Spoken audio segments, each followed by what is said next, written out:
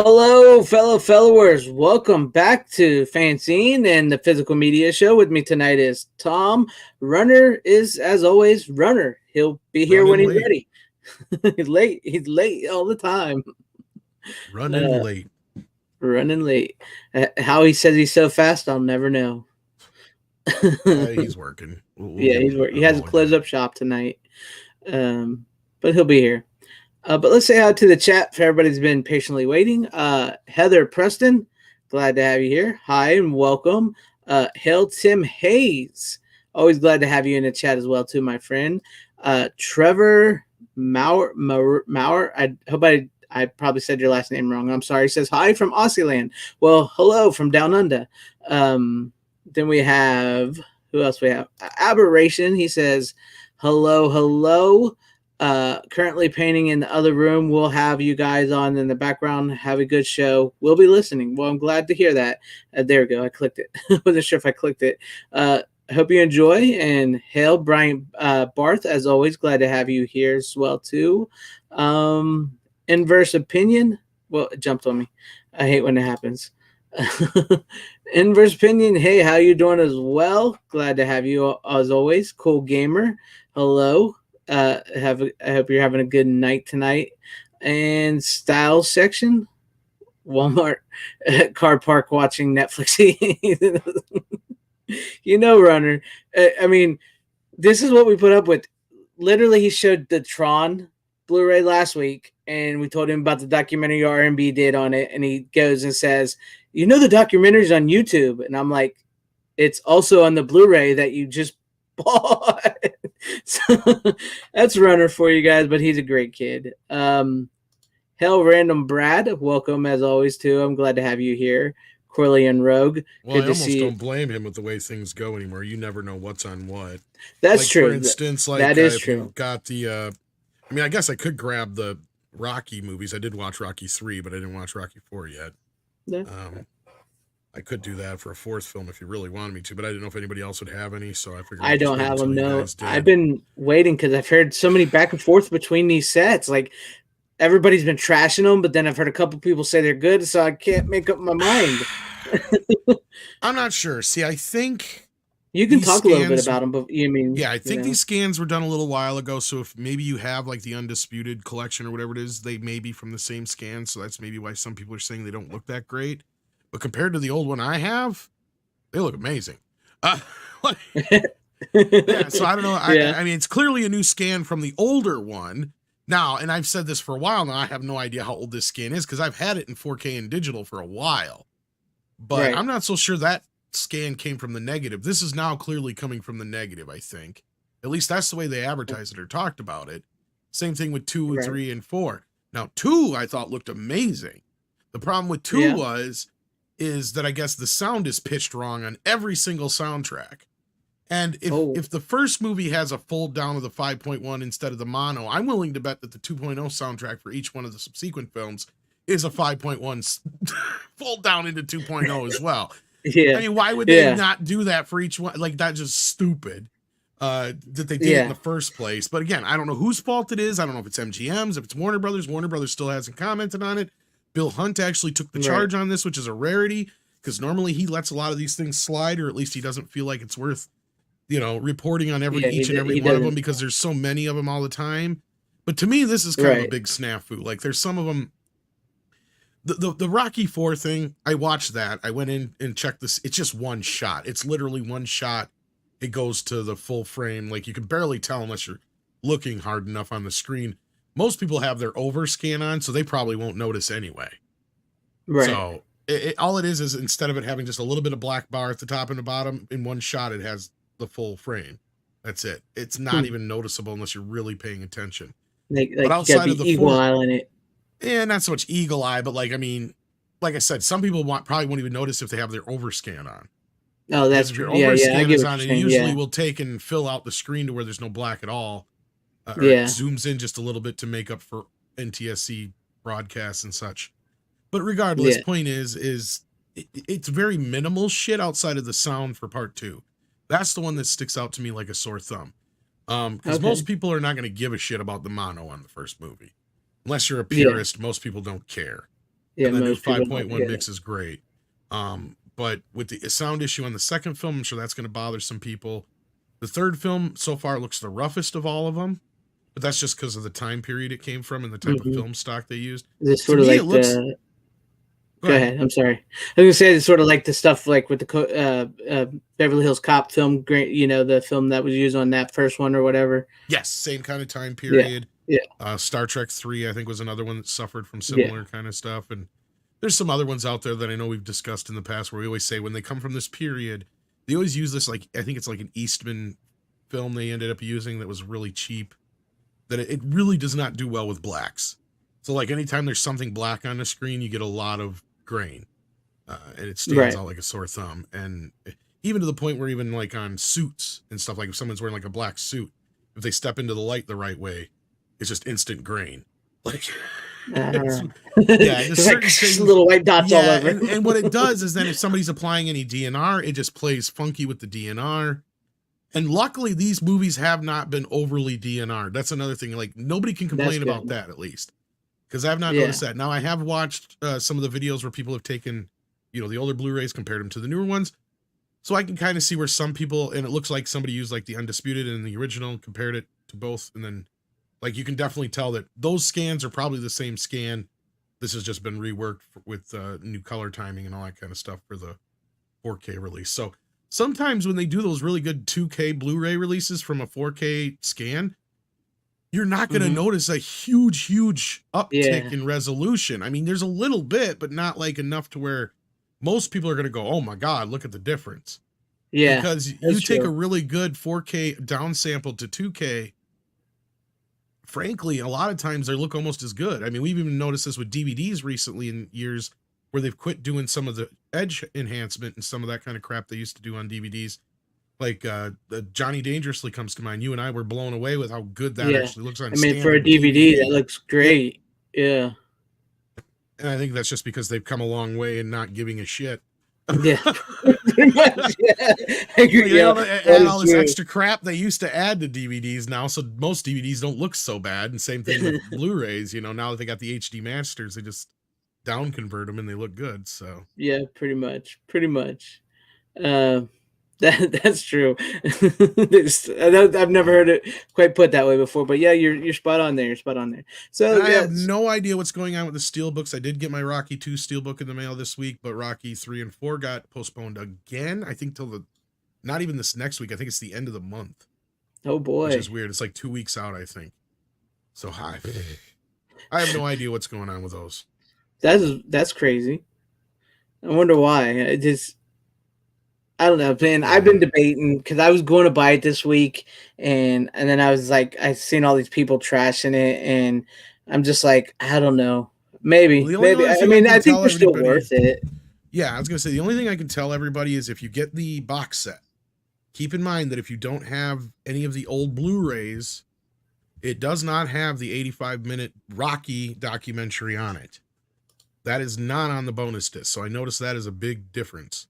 And there may be even some smaller things that I missed, but for sure, that's one thing that's a big missing piece. But if you get the Steelbook, that comes with the Undisputed Collection disc, which has it on it. So if you get the Steelbook, you'll get it. And you can, not have to worry about keeping your old box set once you get all the movies. But in this sense right now, if you buy that box set, you're kind of stuck with that other release of Rocky unless you... whatever, because unless you don't give a shit about the documentary. But that's an 85-minute documentary. That's like almost a movie in and of itself too. I mean, and that may even be the documentary you and I were talking about where Sly talks about the ending. Yeah, with that, like, where'd your head go and all that. Yeah, they changed it to that. Yeah, I got it mixed around when we talked about it last time. Yeah. But I get it. So okay, so at least I know like it is worth it. So if I decide to buy it, I won't feel like I'm wasting my money or anything like that. So, I mean, really for the box set, it's worth it because you can usually get it for about 55, $59. Pretty good deal for 4.5 movies. That's in a 4K. That's not too bad. Yes. I mean, that's basically you're paying the price of 2 4Ks for 4, like you said, 4.5, so that's not a bad deal. Yeah, it's not a bad deal. Yeah, if you haven't seen the alternate cut of Rocky, there you go. Rocky 4, I mean. You get Rocky 4, Rocky vs. Drago. uh, which I still haven't seen. You get a nice documentary with that too. It's like an hour-long discussion with Stallone. That's cool. You know, what's funny is like I covered that and I still never watched it. I covered like that's some of my biggest videos when I was covering Rocky 4, and I still never watched disappointed by it.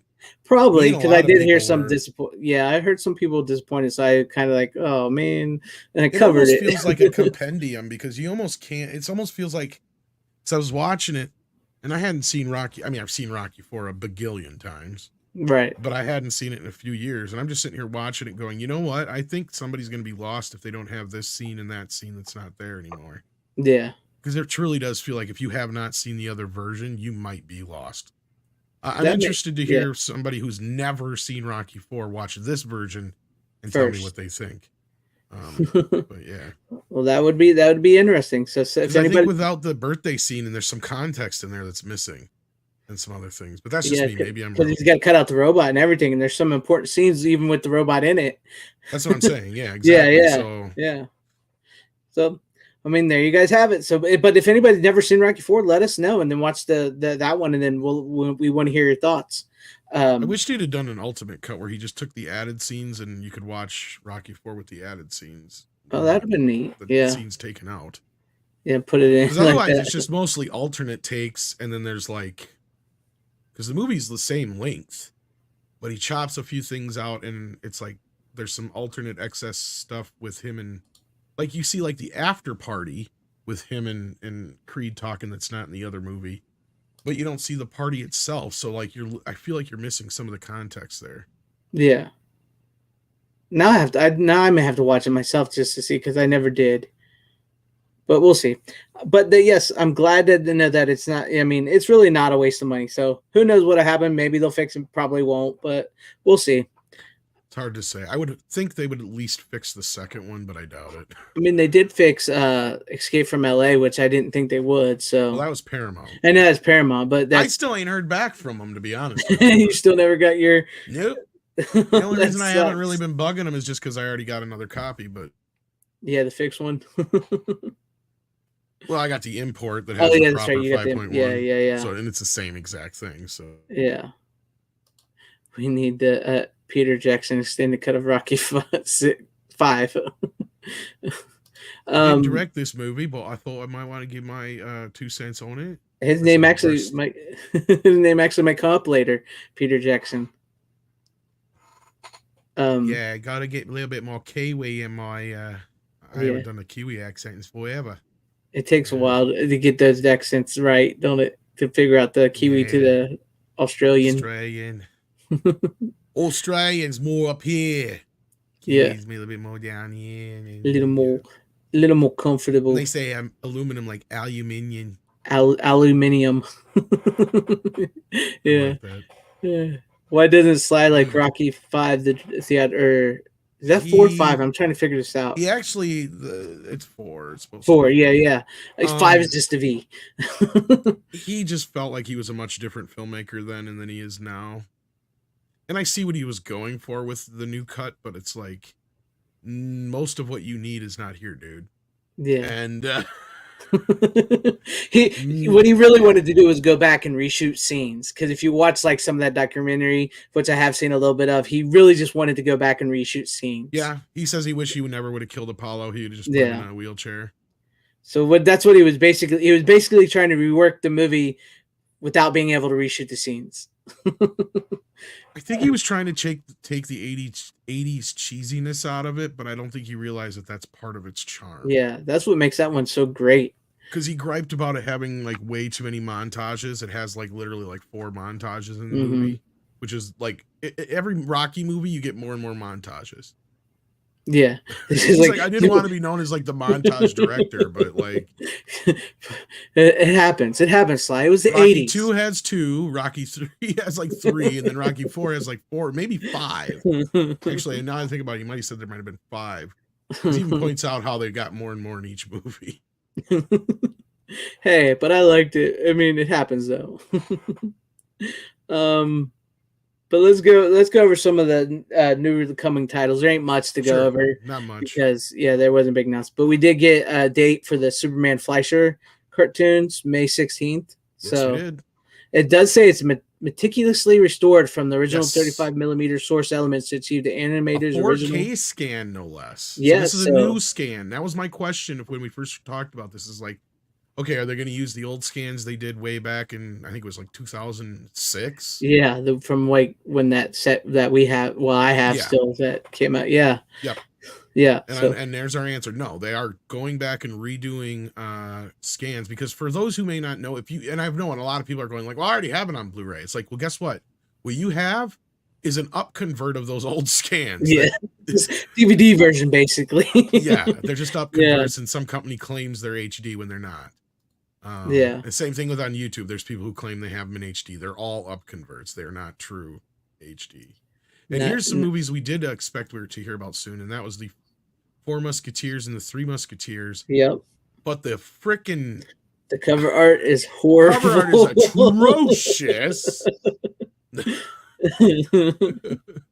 It's pretty bad. I saw them. If you guys look them up, guys, they're bad. I got it here for you. Because I got to order these anyway. So yeah, like I haven't seen the second one, but I really want the first one. But I'll probably get both of them eventually. Yeah, they both look horrible. Yeah. Yeah, I don't know whose idea this was, but they need to be fired. It's pretty bad. Yeah, that's really bad. They're not a bad price though. So no, they're pretty good $15 deal. a piece, or 15 pounds. I wonder if that bodes well for the transfer. Blu-rays and DVDs and 4Ks are usually a lot cheaper in the UK. That's the thing, is once you add on the shipping handling, it'd be the same as what I'd pay for a normal Blu-ray over here. Basically. That makes sense. Yeah, that's true. I know here's a classic. I know you're looking forward to, starring Brian Bosworth, Stone Cold, coming to Blu-ray from Kino Lorber, May 9th. Stone Cold, I like that one. I actually do. I do too. So it's a good one. And I have also it on Blu-ray already, but yeah, this is a new HD Master 2K scan from the 35 millimeter interpositive. That's what it says. Nice. And then we're going to get Invasion of the Body Snatchers, the original on 4K from Kino Lorber. They didn't announce a date yet, but it's been confirmed by them. MVD Group is releasing Killzone, starring Fritz Matthews and Ted Pryor, coming my dates are messed up on me. June 13th from 1985, scanned and restored in 4K, but it's a Blu-ray, I think. Yeah, it's a Blu-ray, but it's scanned and restored in 4K. I've never heard of this movie, Killzone. Killzone, neither have I. Never heard of it, but MVD's releasing it. I think that's really about it. Oh, yeah, a couple Tom Cruise movies. According to HD Movie Source, The Firm and Vanilla Sky are getting a 4K release sometime in June. And I think that's really about it, pretty much, unless you know any more that I missed. Okay. But yeah, I don't think there's any other. No, not that I can see. Yeah, there's nothing else coming that sounds any good there. Yeah, Stone Cold. See, I laughed because I didn't know how people was going to react because it's Stone Cold, Brian Bosworth. But it's good to know that my people are here. So no, I like Stone Cold. It's dumb fun or whatever. Yeah, that's what I like, those dumb fun movies myself. But yeah, that's it, guys. Updated you on the Rockies. We gave you what's coming soon. No news on the Superman. Nothing new on the Superman stuff yet. So it looks like we got all the information we're going to get about them till release. So yeah. Any other thing you want to say before we get into the picks of the night? Nothing in particular. All right, that's about it. Yeah. All right. So, what do you got for us? What's your first pick of the night, Tom? Let's see here. What do I got? I have. Where should I start? Sorry, I was checking out here. Spending money as always when I'm on this show. Happens. All right, camera, action. All right, let's start with this one. This is, believe it or not, one that I've never seen before, and most people would probably go, really? But as you see here, I have a steelbook that's not even open for Streets of Oh, Fire. And now I have the 4K. oh, I nice. watched the 4K. Needless to say, I got a gripe a little bit about Shout Factory. It's broke, and it was like rattling around in there, and I had to wipe Oh, it off I twice hate to when that watch it. happens. But the transfer is pretty good. The movie's all right. I like the movie. It was fun. It wasn't quite exactly what I was expecting at first, but then it kind of was at the same time. It's kind of weird. But I could see Yeah. why it was popular. Yeah, I have the steelbook. I never got the 4K. I forgot the 4K. Matter of fact, I forgot the 4K was out because I was going to buy it, but I got the steelbook. I enjoy the movie. It is this like weird blend of a movie, and William Dafoe plays a great bad guy, and Michael Pare. I mean, he's pretty cool in the movie. I mean, it's just like like another time and another place, like it says. It's a good fun movie. Yeah, it's kind of like a quasi post-apocalyptic world that if things kind of stopped progressing in the 1950s. Yeah. And you've got a lot of Jim Steinman music and a couple other songs in there that are pretty popular at the time. And Diane Lane gets second billing but only has 10 lines in the whole movie. She gets kidnapped like very early in the movie, and like and comes back. When she's there, she's just kind of in the background through most of it until the end. But no, Rick Moranis does a great job, like you said. Yes. Michael Pare is good in it. Rick Moranis is awesome. It's kind of weird that like he plays Diane Lane's new boyfriend in the movie. Like, well, he's obviously like a rock and roll. Yeah, he's like the record producer type guy. A promoter, that's what it is. Yeah, promoter. But it's a good movie. It's got some good songs too. I don't mind. The music is pretty damn good in it. Got a new Dolby Atmos track, which I have to say, I mean, I haven't seen the movie before, but I compared it against the 2.0 track and the 4.1 track they did for the previous Blu-ray release. That was a 2K scan of the inner positive, but this is a scan of the negative. Yeah. And it looks good. It looks pretty good. Universal, I'm assuming, did the scan, but that's good. I'm gonna have to pick that up. I forgot about it. A new 2023 scan of the negative, so it's got quite a few extras I hadn't got a chance to check out yet, but it's got like a full-length documentary, a couple of other extras, a vintage featurettes, music videos, trailers, stuff like that. So that's good. No, it's kind of fun. It kind of, even though it's not very long, it does kind of grow a little long in the tooth for what it is. A little bit. It gets a little stretched out there, but I mean, it's a fun movie, and yeah, like I said, yeah, William Dafoe plays a great villain, and the little fight they have at the end it's a pretty cool fight, and I mean, it's just something. It is like this really weird movie that kind of grows on you as you're watching it. You're kind of like, what's going on here? I'm surprised they haven't turned it into a musical yet on Broadway, to be honest with you. That's fun. The thing is, it was actually supposed to set up a trilogy of films. I think it's based on a book, maybe. I can't remember. I can't remember, but I know it was supposed to set up a trilogy, and it didn't succeed. The first movie wasn't big enough for the sequel to be greenlit, so it's kind of like yeah. Well, I know a little bit about it. It's kind of like a Jack Reacher type thing, where it was going to focus on Michael Pare going from place to place. It's just basically him in a different setting in each movie. So, but it would have been interesting. I liked it. It was fun, and I'm definitely going to have to put the 4K on my list because I actually forgot that it came out. So I'm looking forward to it. And I find it funny though. I was just thinking about this other day because the song "I Can Dream About You," which is sung in the movie by the group they pick up, it's actually a white guy is singing that song. Well, Dan Hartman did it. Yeah, Dan Hartman. The movie, I think they actually have the actor singing it. From I think they're really singing it in the movie. But the one that's on the soundtrack and the one that we all know is the Dan Harmon version. Yeah. Go figure on that. Yeah, I know that's because I saw the music video the other day and I'm thinking, whoa, wait, I thought it was these guys that was singing the song. Then I remembered, it's different. But yeah, it's a fun movie. I'm glad to hear that you like it for your first time viewing. Yeah, it was all right. I mean, I wouldn't be like, it wasn't as good as I was hoping it was going to be, but I can see why it's it's one of those movies that you'd have to have seen when you were younger, right? Really right, Duck Dodgers. I don't know. Tom might be getting Duck Dodgers. I haven't got it yet. Not the new one, probably not. I wasn't as big of a fan of that new one. It was all right. It had its moments. Road to Hell is an unofficial sequel to Streets of Fire. Oh, I have to find that one. I don't think I've ever heard of that. Then Did not know that. I have to find that. I always thought Michael Perry would be a bigger star because I loved Eddie and the Cruisers, and then I loved this movie, and it's just like he never really became huge. I guess he was just in the wrong movies at the wrong time or something. Guess so. Guess so. Oh yes, the original Longest Yard is coming to 4K. I think we talked about that once before. Yeah, we brought that up Yeah. before. Yeah. So I'm looking forward to that. Do we actually have a date now? I don't think we ever got a date for it tonight. Yeah, I said tonight. I can look at Kino quick. Yeah, go ahead. But yeah, if you're looking for like a pretty good movie that's got a pretty decent rock soundtrack and rock pop style soundtrack with a great cast, check out Streets of Fire. And yes, the 4K is out now, and sounds to be look like a good looking 4K. I'm glad to have it. I still have the steelbook. Yeah. Yeah.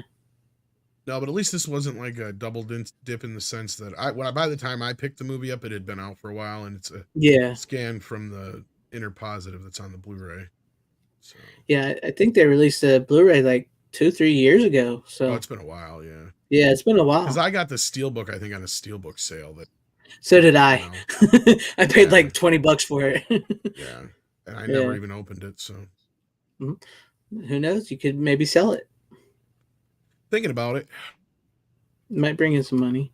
But I guess we'll go on to me, my first pick of the night. Sure. All right. Now, I didn't get the second one yet, but it is on its way. But I went ahead and watched this because I have not seen this one in a very, very long time. But the Texas Chainsaw Massacre 3, Leatherface. Nice. Yeah. I haven't seen this one in a long time. This is the Warner Archive collection. I would really like a 4K of this or new Blu-ray of this with all the stuff they deleted out of it. That would be nice. Do they even have the negative anymore? They probably don't. Yeah, I think most of what's on this that they show is all you're going to ever see of it. That's what I was wondering about that, because like I can't even remember where they got all the scenes. I think some of the deleted stuff might even be up converted from a Laserdisc. I can't remember. Yeah, I might be wrong on that, but. I think most of the deleted scenes they show are in like a little mini documentary that they filmed years ago that they show on this. Yeah, I mean, I have that and I have the DVD, but they're basically the same. It has both versions, Brian. Yeah, it has both versions, as much as unrated as they'll give you, because a lot was cut out of this movie. And I gotta say, I had not seen the third movie, which I'm watching them out of order, because when I get part 2 by the end of next week, or but before next week, it'll be different. But I gotta say, I enjoyed the movie. I liked it. I remember the first time I saw it years ago. When I was young, I was like, "Yeah, not as good as the first 2, but it's way better than part 4 with Matthew McConaughey. Way better than that one." I enjoyed it, and to be honest with you, as I was watching this, it really, since it's New Line Cinema and it's Michael DeLuca, this one really feels like it could fit inside the Jason Goes to Hell, Nightmare on Elm Street world.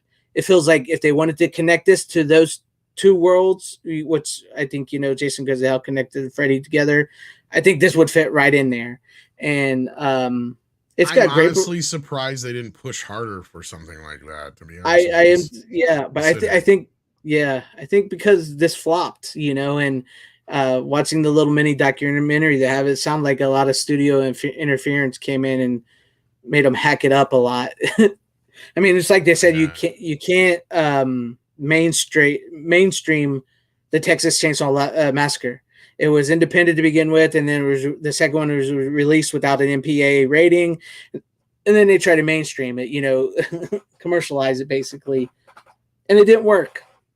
But as I was saying, Peter Jackson was actually in talks to direct this movie before the director they got. So he was so close to this and Nightmare on Elm Street 2. I mean, it's amazing that he never achieved that, but it worked out for the best in the end for Lord of the Rings and all that, I suppose. Yeah, and then speaking of that, though, guess who did work on that movie, though? Yes, Robert Meyer Burnett. That's right. Yes. It is actually good. Ken Foray is awesome in this. However, he was dead. The dude died. He shoved his head into a chainsaw. Leatherface shoved his head into a chainsaw, chopped him up, and then all of a sudden he's alive at the end. And that was the the re-end, they went back and reshot the ending because they wanted a character that the test audience loved to make it to the end. That's all. So, but yeah, he basically dies in that movie, and somehow he's still alive with a little bitty scratch on his head when he helps the girl. But it is. I watched the alternate ending. The alternate ending is a little better, but they needed the Leatherface sting at the end because they show Leatherface at the end of the new ending with Kim Foray when. Excuse me, I got the hiccups. When he saves her and they drive away, and it shows Leatherface in the original alternate ending, Kim Foray's dead, but it all does is shows a little girl, which is Leatherface's daughter. It just shows her in the police car laughing and the girl screaming. So they needed to show Leatherface at the end. But I enjoyed this third movie. It was better this time around. Much like you said, we've gotten so much crap lately that maybe going back and seeing these movies like this, they're better than what we're getting today. To some of the sequels afterwards, I was definitely much better. But it was fun. I enjoyed it. And like I said, it really felt very New Line cinema. It felt in that world with Freddy, Jason Goes to Hell, and even like the Ninja Turtles. Like you know how New Line cinema movies feel. I'm sure you know. But, it was a very early '90s cinema, New Line cinema film. Feels just like that right there. So it's great. Yeah, I got the hiccups. I don't know why. Rate the Texas 1, 2, 3. Yeah. 4. That's how it goes. I mean, actually, I'd put Texas Chainsaw 3D in front of 4, but yeah. No, I haven't seen Texas Chainsaw 3D yet, so. Seriously, you interviewed Adam and you still ain't seen it? I know, I still haven't seen it because it's not as bad as you'd think. It's just the little anachronisms and bullshit that he gripes about. That's what takes you out of the movie. It's like those little moments and stupid things. You're just like, wait a minute, that don't make no sense. Wait a minute, she should be like 10 years older than she is. Wait a minute, why does he have a cell phone when this should only be this time period? Then if they're why this don't make no sense. Yeah. Like, that's one of the reasons why. You go ahead.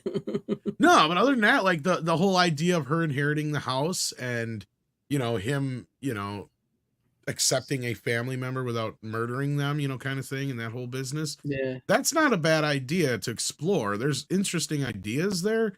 It's just once you get to some of the modernisms and you're clearly like, wait a minute, she was born right around the same time as the first Chainsaw movie, and they actually have on her birth certificate she was born in like 74 or some shit like that. But then you're sitting there going, but it's supposed to be modern time because he's got like a cell phone and all this other shit. Like, shouldn't she be like 10 years older than she is? Like, that's one of the reasons why I never watched it. And that's where Adam's like, yeah, it's bullshit because our script was set in the fucking 90s. He's like, that's why it makes sense. She was only supposed to be in her 20s or whatever. Yeah. And then they modernized up certain scenes. Yeah.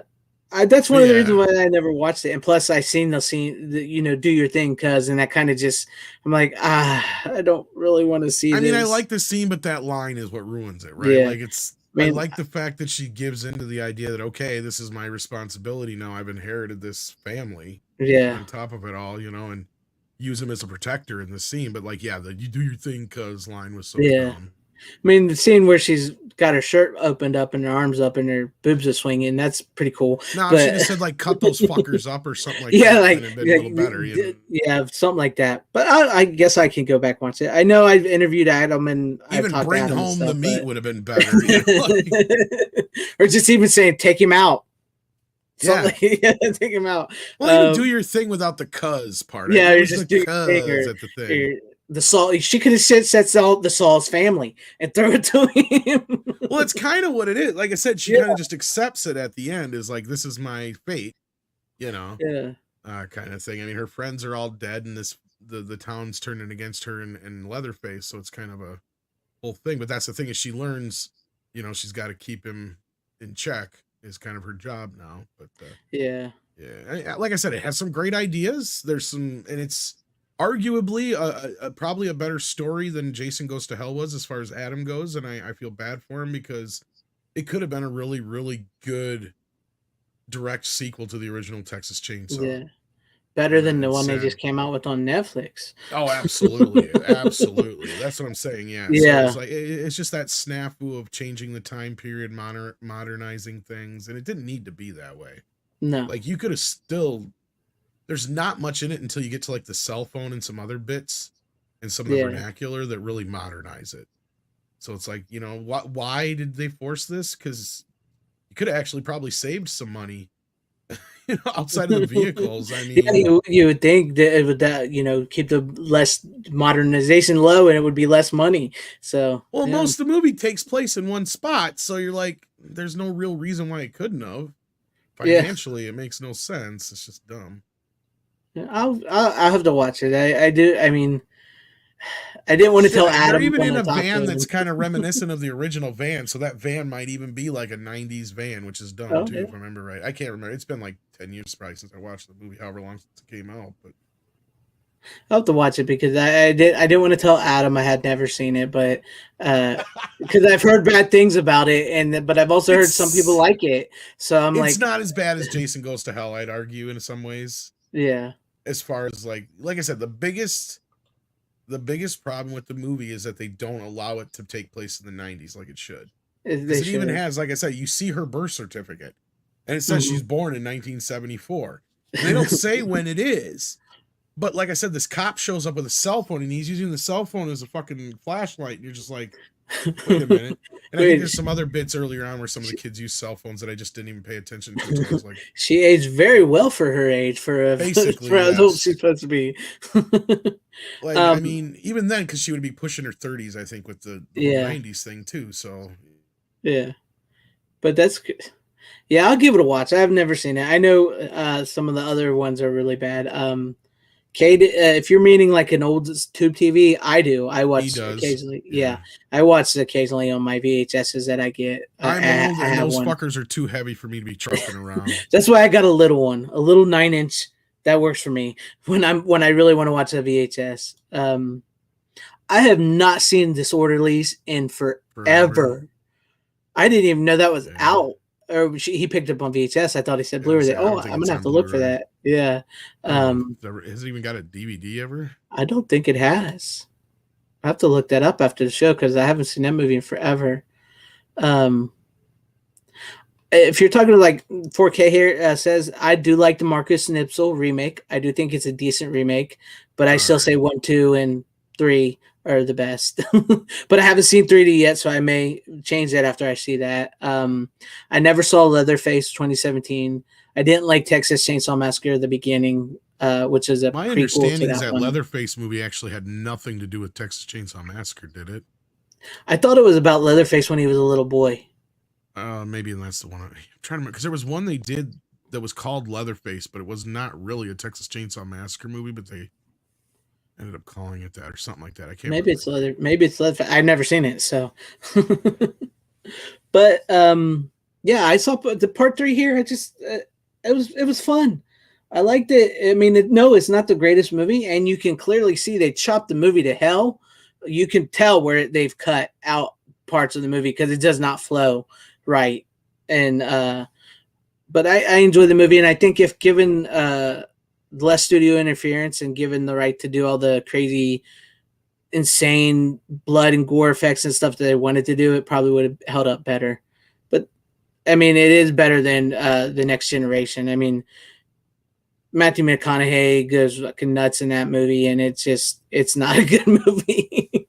So yeah, there you go. That's you. If you're ready for your next one, let me know, Tom. I can be. All All right. right. Another 4K from Shout Factory.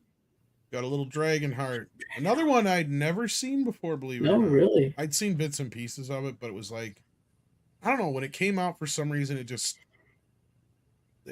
came out at a time that I wasn't interested in that for some reason. Mm-hmm. Because I did enjoy the movie quite a bit. But yeah, the CGI does not hold not in the least, I figured honestly. it wouldn't. That dragon Um, wasn't very good to begin with. yeah. Think like Spawn level type shit. Like, I mean, there's some good shots, but it's just the age of the CGI. It's so limited by, I mean, it's PS3 level kind of looking shit. But you know, I mean, overall the movie's enjoyable enough. It looks pretty good. You can tell which scenes are from the negative. The scans with the CGI don't look too bad. And I think that's the best way for a lot of these guys to go in the future, up until you start hitting things where they have digital interpositives, and there's nothing you can really Right. do about that. I Can't actually really prefer scan the how it negative. looks. Well, what they do for these is they'll end up scanning it in for when they do the effects. So you get a little degradation, but this is why I think Frighteners looked so good. Is I don't know if they did some kind of up convert on that other end or what they did, but like I think they scanned the film afterwards. Like they spit it, sent it out to film, or they had that in the negative, and they're scanning that film instead of using the digital files, is my point. Because the Right. digital files, I think, would look too weird. In this sense, it marries it better. It's just at this point with the way CGI was, it's just a personal opinion. But even though there's a little degradation from the negative, it's not nearly as bad. It's just the limitations they had of scanning at that time, basically. Right. Um, but no, it's overall looks fairly good for the age of the film and how much CGI effects are actually in the movie. Um, I mean, you can obviously tell what's physical and not CGI more so more or less very Good old easily in the 90s film. CGI. Yeah, well, I mean, and they did a pretty good job of mixing a few shots with like a big hand and some other or big paw or whatever you want to call it, Yeah. and some other things, And clearly they had like built the jaw at least or something like that for the scene that they had Dennis Quaid in there with the sword, and he's like, if I push up, I'll kill you, and he's like, if I bite down, I kill you. Yeah. And they have their whole Yeah. standoff. But no, it was a cute, fun film. I'm actually kind of Not thinking bad. about the next time I see that box set that's on sale that has all those straight to video Yeah. sequels. I don't know how those are, but I've heard some of them are good and some of them are really bad, so I don't know. But it's written by Patrick Reed Johnson, who did 525. I messed that up. 522 whatever. You know what I'm talking about. Originally yeah, they wanted Liam Neeson instead of Dennis Quaid in the original version of it. But yeah, it's a fun little I movie. I can see remember that. watching it. Yeah, they wanted Liam Actually, that Neeson and might even have Sean been Connery. made a bit more sense because honestly, if anything, I got a lot of Kevin Costner and Robin Hood vibes out of Yeah. Dennis Quaid. Hey, he's a good actor and all, but it's like, yeah, he's kind of out of his element here a little bit. It's pretty much, yeah. So from what I know is like Patrick Reed Johnson wanted Liam Neeson. He argued with the studio to get him, and they're like, no, we're going Dennis Quaid. So they got Dennis Quaid, but I mean, yeah, it's got that sort of Robin Hood type vibe in it, and the CGI is dated. But Sean Connery's voice, man, as the dragon is pretty cool. So yeah, it's not a bad movie. I haven't seen it in a long time myself, so I need to see it again. But you had never seen it till then? Surprisingly, no.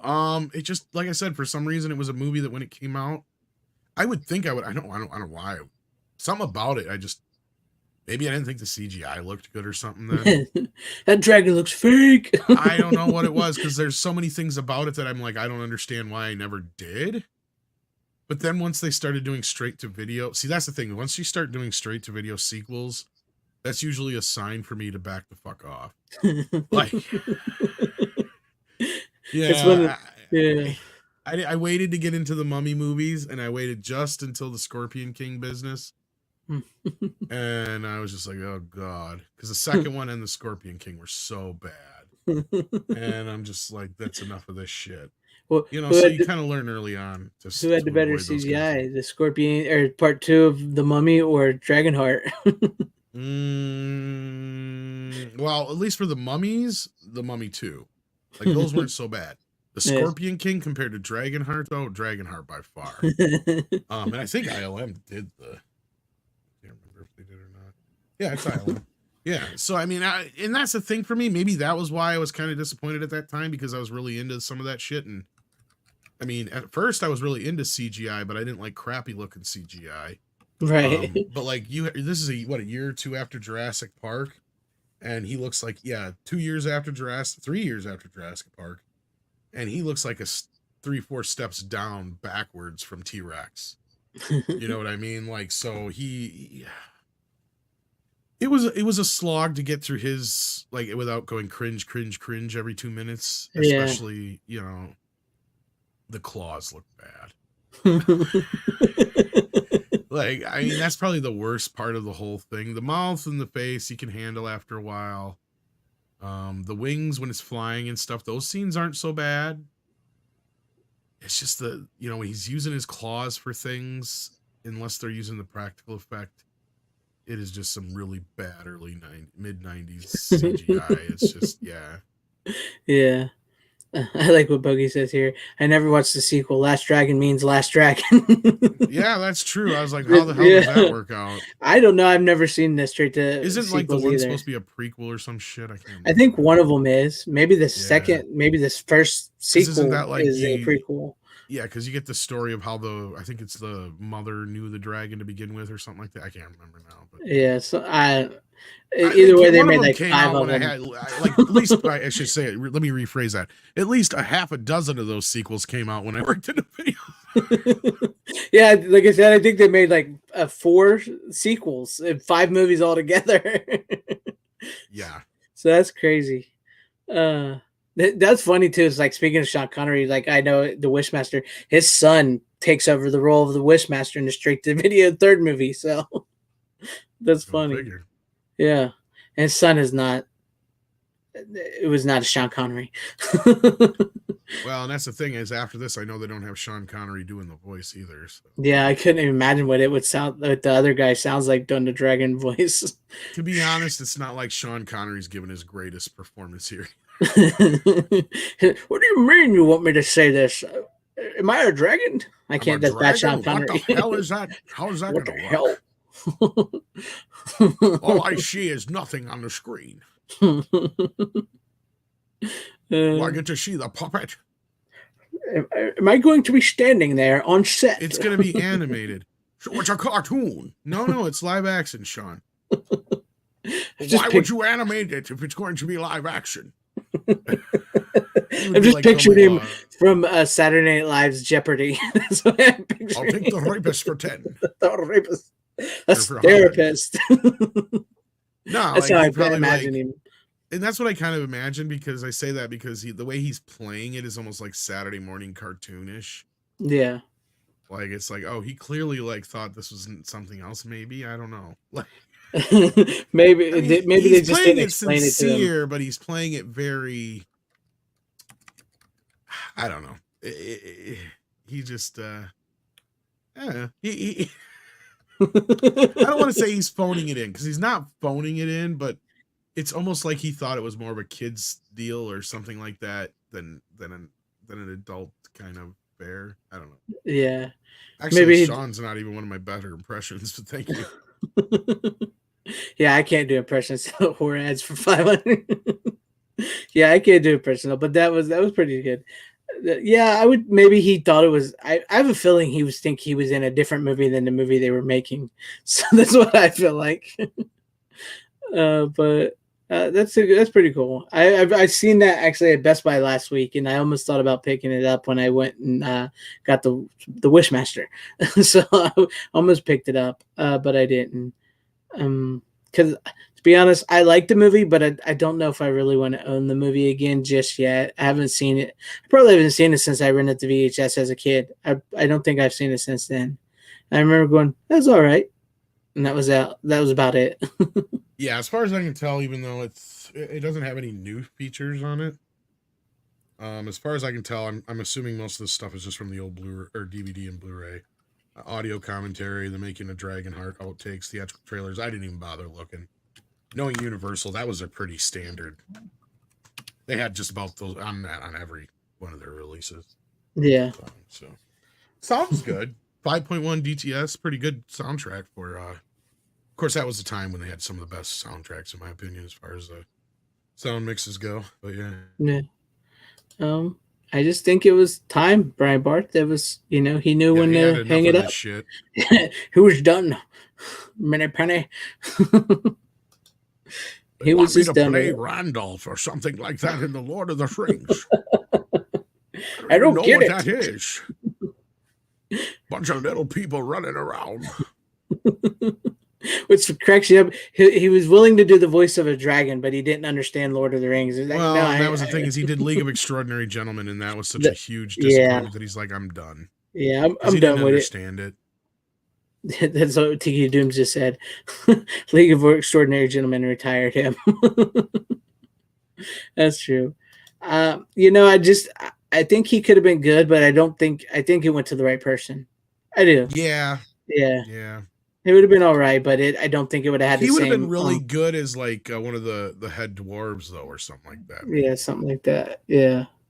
But he's got such a gravitas that you couldn't do that to him. Yeah. Um. All right, so I guess we'll move on to me if you're ready for my next pick. We'll be done by the time Runner gets here. Before Runner gets here. Which is fine because I'm sure I've got some work to do. But yeah, it might be a quick show then. So I just did a video on this today because I did an unboxing video. I finally got my In Search of Darkness Part 1, which I didn't get on Blu-ray before. Now I have the Blu-ray, and I've showed In Search of Darkness Part 2, but then I finally got In Search of Darkness Part 3. Which I watched a little bit of it after I opened it up. Just as far as special features. Too. Oh, did you finally get it? Did you just get the movie, or did you get all the posters and everything? No, I got the poster, a pin, and some other things. Yeah, that's what I got. This basically just has a discussion with the creators of In Search of Darkness, which I think they did on YouTube or Discord. They filmed it together. I don't remember, but yeah, I've actually really enjoyed these documentaries. I mean, yeah, not every part of them is great. Not everything they cover is awesome. Not everything I agree with, but as far as like this trilogy of movies, it's really cool. I enjoy them, and I enjoy that I'm actually in the credits of the third movie, and that they promoted my review through their emails, which was crazy. But yeah, I enjoyed it. It's a good time, and they give you a checklist, and then the new one for all the people out there who said they want to know a list of the movies, and the new release there in the booklet they have, it gives you a checklist of all the movies from that movie if you want to check them out, which ones interested you. So that was pretty cool, and yeah, that's I don't know what else to say. I've talked a lot about it, but yeah, that's what I got. Yeah, I wish I'd watched it. I haven't seen it yet, but this one's more about video store, like straight to video stuff, straight to video, like back corner Puppet movies and all that. Yeah, because that was '89, so at least it. Yeah, they talked to Puppet. They talked to Charles Band. He's in it, and they talk like more foreign horror from like movies that you've never heard of, like Japanese and Indian the type of stuff that Mike watches. Yeah, like Mike watches and stuff. It goes really deep. And probably Tim's still he'll know most of those probably if he's in the chat. Yeah. That reminds me, we got to get him on here one of these days. Yes, we do need to get you on here, Tim, one day. Yes, sir.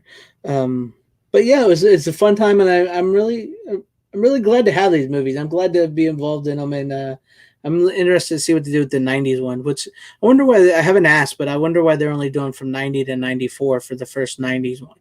You would think they'd at least go to Scream '96. Maybe they're kind of planning this out a little bit more ahead of, maybe they'll get more out of this.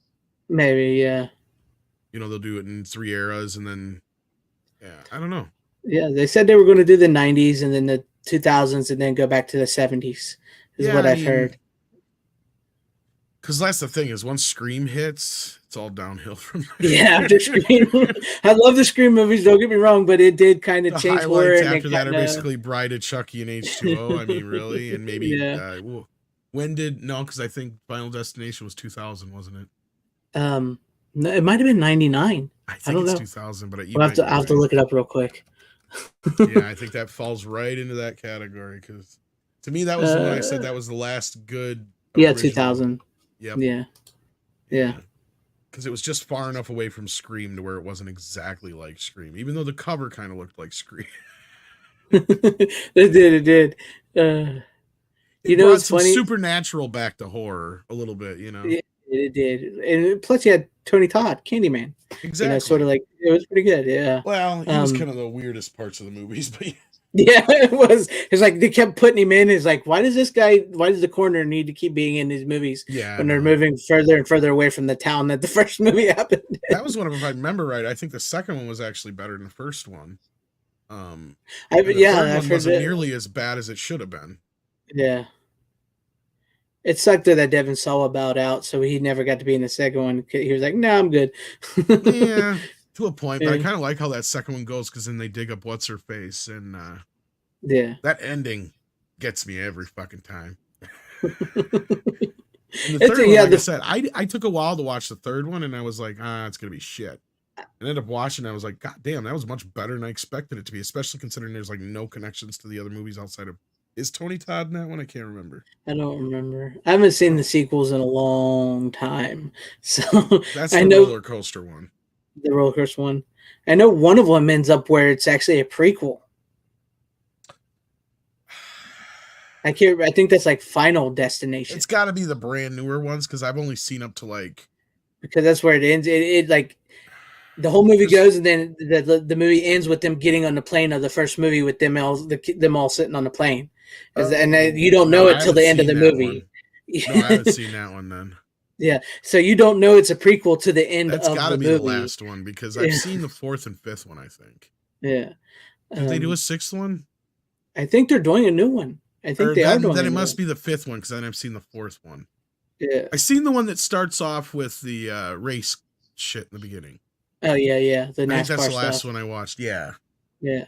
I think that's the 3D one, isn't it? I can't remember now.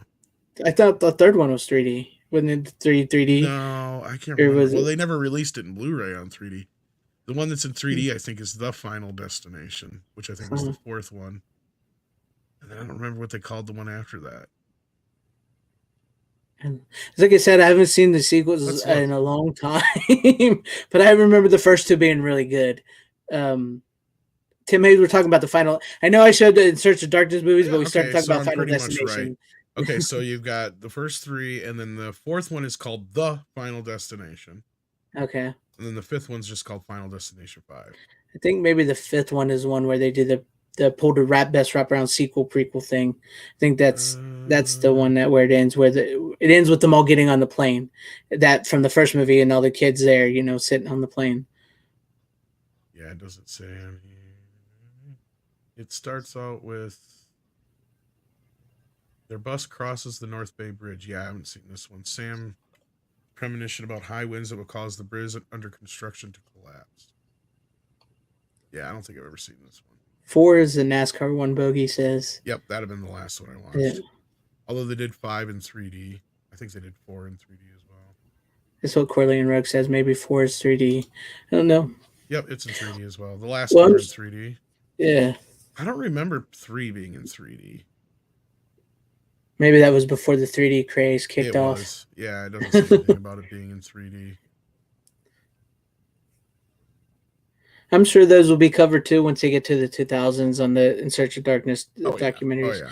Big time. Because I was just trying to think, because like at that time, those were just the first time they were kind of refreshing. Because I remember I'm like, I didn't want to watch them. I don't think I even watched them until the second one had come out. Because a buddy of mine had kept bugging me about them. And I'm like, why? I'm like, they're all Scream anymore. He's like, no, this ain't like Scream anymore. Yeah. He kept saying death is the actual killer. And I'm like, so it's just like Frighteners. And he's like, no, not like that. He's like, you got to watch it. It's like, and he kind of explained the whole, like, you're supposed to die, but if you don't die, it'll keep coming for you. And I just couldn't get my head around what he was saying. And then, so finally I sat down and I think I rented both the first and second one at the same night because he just was like insistent upon it. And I don't remember if I watched them with him or not offhand, but I remember watched 1 and 2, I think back to back, if I remember correctly. And I ended up liking 2 a little bit better. But I was like, oh wow, this is like a new kind of like, not new, but like it's new compared to what we had been getting. It's not Scream. They kind of kept the horror movies alive for a while there in the 2000s because there was nothing other than like the Final Destination movies. Yeah, Final Destination, Jeeper Creeper crap, and Creeper is right considering the director. And I like the first one, and then you find out what about the director, and you're like, son of a, you kind of feel nasty. Which is fine because I hated the second one anyway. Yeah, the second one blew ass. Because I don't think I found out until after that fact. I mean, I knew who he was, but I never put 2 and 2 together or paid attention during the intro or whatever. Right. And then when somebody brought it up at some point, I don't even remember when. It was way before there was a third one and the new one. But it had to be when the second one came out because that was another one where I didn't watch it until the second one came out. Yeah. Because I remember seeing like that. What was it? My Bloody Valentine or whatever. There was a couple of remakes. Oh yeah, the Bloody Valentine remake. Valentine, it was called as well. Like with that, I didn't mind Valentine, but that was a Scream ripoff. That's what I'm saying. We had a lot of those. So for a while, I was kind of really like got burnt out on that. And they had the House of Wax and some other reboots and stuff they tried. And it was just like, Yeah, that early to mid 2000s was not a good era for horror. No, no, which is funny. But 80s horror was probably the best era. 80s, 70s, and 80s were probably the best era. And Oh, yeah, absolutely. definitely. That you get darker, more creative films and stuff. But yeah, 90s, like they you took some said, chances, but once Scream hit, it's like all bets were off. It was yeah. like, now it's all Scream. And the only good thing that came out of that was that we got the revival of Chucky and and Halloween with H2O. But, Yeah. I mean, New Nightmare was probably a couple years early, unfortunately, because of that. So, That was like 97, wasn't it? yeah. Yeah. I like New Nightmare. That's New probably New my top Nightmare came three. out in '94. It was 2 years No, before 94. Scream. Why do I keep Yeah, thinking 97? Which one was in 97? Maybe none. none, because I mean, not even Yeah. a Scream movie came out that year. Yeah. Um, hmm, interesting. That was when they But decided to take way too long between Scream 2 and 3. yeah. If they would, I don't care what anybody says. I like Scream 3. Scream 3 is a good movie. I don't care. And how people think 5 is better than 3. Kiss my ass because 5 sucks. It's horrible, and Yeah, I will no never shit. watch that I trash hope fire this again. sixth one flops at the Oh, I box hope it office. flops hard. I know. I know we're not supposed to be rooting for movies to flop because we want, but if anything needs to die, it's what they've done to Scream. It needs to die. Yeah, because they've kind of done it to themselves now. I mean, Yes, I I mean, can at least defend the first 4. I can't defend this shit. yeah, you can't defend them. And like you said, I've come to appreciate 4 because when I first watched it, I didn't like it, but then after watching it and knowing what they do with the remakes and the characters, I've come to like 4 a lot, and 4 is where it ends for me. So I've Yeah, and come to that's why I really like. can't believe some fans are even for it, because it's like, did you not watch the last one? Exactly. And like they Like, legitimately break those fucking rules they set up in the yeah, last movie. right. And not only that, you have the great ending where she's like, don't, Don't mess nothing with the beats the interview. original. Yeah. Yeah. Uh, Ugh. anyways, we Well, no, I mean, it's in line with what those movies are about, and they're great documentary. Great team yes. puts them together. I mean, Yeah. we're Good somewhat people. familiar with those guys, so I mean, Yeah. yeah, we have a little bit of a bias, but hey, nobody Yeah. else is making shit like this right now. So Exactly. I mean, these are like some independent documentaries of your favorite movies you love. And even movies you've never ever heard of from that decade that you can go back and say, you know what, I've never seen that. Thank you for helping me find that. I was gonna say that's probably the coolest part of that whole set is the stuff that it's brought to the attention that I either forgot completely or Yeah. was never even aware of in the first place. Exactly. And I mean, they're fun. And like I said, I do have a bit of bias. I am in the credits and everything, and I've Yeah, talked to yeah. the director and all that. So, but yeah, they're fun documentaries, and I'm glad to have them. And if And I anybody have the that same connection with yes, Tom the does whole too. thing. Yes, he's in on it too. Full disclosure. Yes, yes. Um, but if anybody did miss out on these, they're having a flash sale March 28th, so you can pick up the third movie on Blu-ray and probably the other two on Blu-ray. I think they usually do that when they do the flash sale. Oh They sell yeah, the they've made it Blu-rays. pretty well readily available. The Yeah. new ones. So, and I'm sure once In Search of Tomorrow and In Search of Darkness '90s comes out, me and Tom will have, as long as they're still wanting us to help them, I'm sure we'll have all that on our channels for you guys. So keep an eye out. I know the Search of Tomorrow starts in the summer, and In Search of Darkness '90s starts in October. So keep an eye out on our channels, Midnight's Edge and FanZcene, and I'm sure we'll have a lot of that for you guys. But Tom, to you, what's your final? I guess your final pick. Of the night. We'll allow runner to click on, and we'll be gone for the night. I got an oddball here. Okay. This is one that I probably saw as a child that I should never have, but it's weird. It's one of those movies that it's an R-rated movie you can watch with your grandma. And in fact, I think the first time I ever saw it, I think maybe even better my grandparents. I don't know. It's hard to say. But I know I saw it on television. I don't know how many upteen dozen times before I finally saw the uncut version anyway. Mm-hmm. But I don't care what anybody says. It's in my top at least 10, if not, maybe not 5, but at least top 10 favorite musicals of all time. So it is a musical. It is The Best Little Whorehouse in Texas, starring Burt Reynolds and Dolly Parton. I literally almost and bought Dom that this DeLuise. weekend.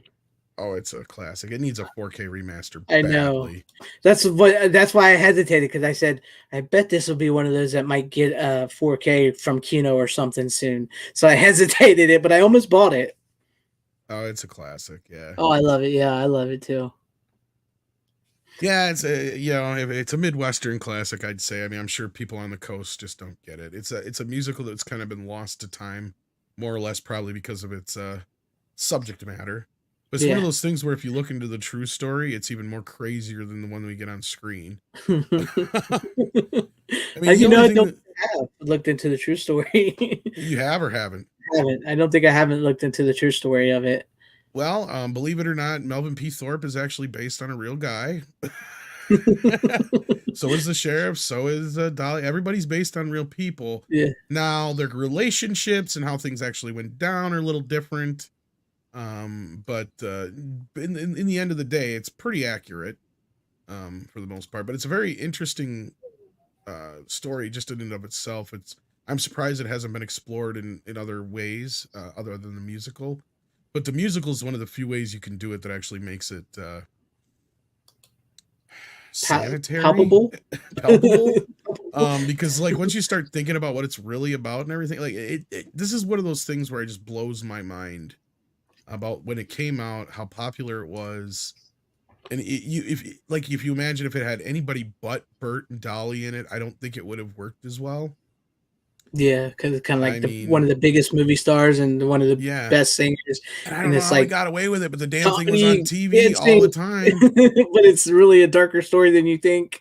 All the time this thing was on TV. I don't know how they managed it, but it was. Who come up with the title? I'm sure that the people who wrote the play. Yeah. That's the thing. There's even a bunch of shit missing from the play, because I guess the play is even more closer to the accurate story. But really, from what I could tell, the only thing that was extremely made up was the fact that the real Madam wasn't quite as charming and As alluring attractive as as Dolly Dolly. Parton. Yeah, Oh, and some not of the only that, outfits there she was no, wears in that. yeah, not only that, there was no relationship that I know between her and the sheriff like there was Yeah. in the movie either. So Yeah. I don't know if you've ever watched The Venture Brothers. yeah, I'm not, but I know what it is. One of my favorite jokes in that is when the Dr. Venture, he's getting to stay home alone, and he's like, I'm going to have an evening night in because I found a little risque Dolly Parton movie that I've never heard of. Best Little Whorehouse in Texas. And I'm just like, it's not what you think. Boy, was he disappointed. Yeah, was he disappointed. That cracks me up because that joke was funny. But yeah, I love that movie. Has a whorehouse in it. House in Texas. I literally almost bought this weekend. I had it I was on Amazon and I had it and I was like, do I want to click submit or not? And I took it out. No one denied it. Now I'm getting riled. It is a classic. You think what do you think? Do you think they could make a movie like that again nowadays? Oh fuck no. Fuck no. Fuck hell no. No. No. That's what I said. It's one of those plays that it's like you look at it because from the era it comes from, there's plenty of popular plays from that era. For some reason, this is one that just kind of, I think it got a revival in the early 2000s, and that's the last time. Mm-hmm. So, like I said, it kind of got lost or pushed to the side because people are just like, yeah, we can't be doing that one, which is sad because honestly, who gives a shit? But whatever. Yeah. Like Bogey, never seen the movie. Asked the wife just how much skin There's should a I little expect. bit, She laughed, but not too bad. Yeah, I don't remember there being a whole It's lot of classy but trashy, just like Dolly. I mean, if we could have just seen Dolly, that would have been. Yeah, don't expect to see her. Yeah, don't expect to see Dolly. Some tits, but not hers. Yeah, you would think at one point in time somebody could have coaxed her to show them, but but then again, how would you feel? Because she is, like you said, she's classy but a little trashy. So maybe she was just classy enough where maybe you didn't need to see her boobs. I think it's best left to the imagination. Yeah, best left to the yeah. That's what I was getting at. Because first of all, those things are so big when she takes them out of a bra, they probably sag down to her goodies. And This is just a thing. Most women who have extremely large breasts end up with inverted nipples. That's another thing you got to keep in mind too. Yeah. Which is possibly why Dolly uses a lot of pointy bustier type bras too, which could Probably. be very Yeah. likely. So yeah, and I learned that because I had a girlfriend who had large breasts, and she had informed me. This is a common thing. She informed me Before I ever saw them, because she was all freaked out about it and stuff. Not Like, be okay, prepared. yeah, it's not a big deal. I get it. Yeah, yeah. But that's pretty cool. I mean, like you said, that's another movie I've not seen in I don't know quite if a she long does time. or not. I'm just saying it's just a common thing with women who have very large breasts. It happens. It happens. Naturally large breasts, not ones that were created by doctors. Oh, Dolly Parton. She still looks pretty decent for her age, even with all the work she's had on her face. Yeah, good. considering. Yeah. I've known a few people who've met her, and they all say the same thing. She smells amazing. And she's the most sweetest. Like, she said, everybody who's talked to her said they make you feel like like all her attention is on you, and you're the most important person in the world, which is weird considering how much people must fanboy and girl over her when they meet her. Yeah. Yeah. Well, it's like that. Really? Yeah, it's not as bad as you'd think, Steven, actually. That's the thing. But the name of it, you think it's going to be bad, but it's not. Go ahead. Really, like a movie like Revenge of the Nerds is even more risque. Mm-hmm. But it kind of reminds me of Revenge of the Nerds, and that's why I brought it up, because Revenge of the Nerds is one of those movies that's kind of a tongue-in-cheek sex comedy, but it's got a, sweet streak. Got heart to it. Yeah, it's got some heart to it, and that's the same thing with this movie. It definitely has some heart to it, and that helps. And it really, the subject of it is that everybody was fine and dandy with the place. The problem was some idiot from out of town decided to raise a stir about it, and stir some trouble up about it. But yeah. Honestly, being from a small town that's sort of in the southern area, most of us really wouldn't give a crap as long as it don't affect you or your family in any way. People don't really care. It's always the out-of-towners that come and start the trouble. Well, that was honestly the reality of the situation that the movie and the play kind of captured, from my understanding of researching it a little bit, is, she did give a lot civically to the city. And, it was one of those things where they felt like it kept a lot of trouble out of their town. Yeah. Or at least the trouble elements, it kept them occupied in the sense that they weren't staying out of trouble. So, and they had a really low crime rate and stuff like that. And, they did have a sheriff who was very well regarded that Burt Reynolds is based upon and all that kind of business. So, it's one of those things where, it's kind of like one of those things where you have like little backroom gambling in certain small towns and shit like that, where the sheriff will overlook it, or 9 times out of 10, he's part of the fucking poker game on Thursday night. Yeah. Because it's just one of those things. It keeps people out of trouble and nobody's hurting anybody, and there's no victims. And the whole thing with the chicken ranch is they bring it up in the movie, and it's true. The fucking place has been there for over 100 years at that point. Like, it's one of the... one of the things that America was built on. One of the first things that a town would get would be a saloon and a whorehouse. Pretty much. Sometimes before a church. Yeah. Because usually they need one after a few nights at the whorehouse. So. It's true. The only other thing is the women of ill repute, as Dom DeLuise's character would put in the movie. I guarantee most of them probably didn't look nearly as good. Oh no, as they do in that movie. Either. They always make them. Look, I've been to a couple whorehouses. Okay, I'll be honest with you. I didn't pay for any afterwards, because after you see what they look like, you're just like, no, I'm good. I'm gonna take my chances at the bar. Not for that price. I don't really feel like getting an STD tonight. Well, there's not just that even. It's just like they're not even attractive. So you're like, there's no way I'm giving a woman that kind of money when I can take my chances at the bar, like, fuck it. It's true. I've never been, but no, I just so happen to have been in Vegas and stuff like that. Vegas, so, like, they're legal. You ever go out to the Bunny Ranch out there? Yes, that's what I did. I went out to the Bunny Ranch and the other places out there. Neither one of those places had any woman that I would consider remotely attractive. And in fact, I was like willing to bet that at least 2 of them weren't women. It's the crying game all over again. I know all there is to know about the crying game. Gun is digging into my hip. You can't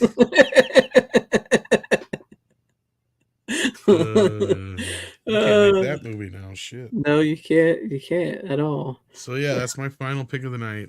Sadly, there's nothing really for special features on it. There's a little making of thing and some outtakes, but nothing to really write home I'm about. really surprised that has not got honestly, that screams a Kino Lorber title. Yeah, it's Universal. I would think that that'd be got to be one. It's not like it's. I mean, it's been on Blu-ray and DVD, and this is an older Blu-ray now, so that means they put it out fairly early on, meaning it sells pretty good still. I mean, it's gotta. So, everywhere I go, people like it. It's one of those movies where you're surprised every time you find somebody. You're like, oh, there's no way they're gonna know this movie, and if they do, they hate it. Yeah, even Andre likes it.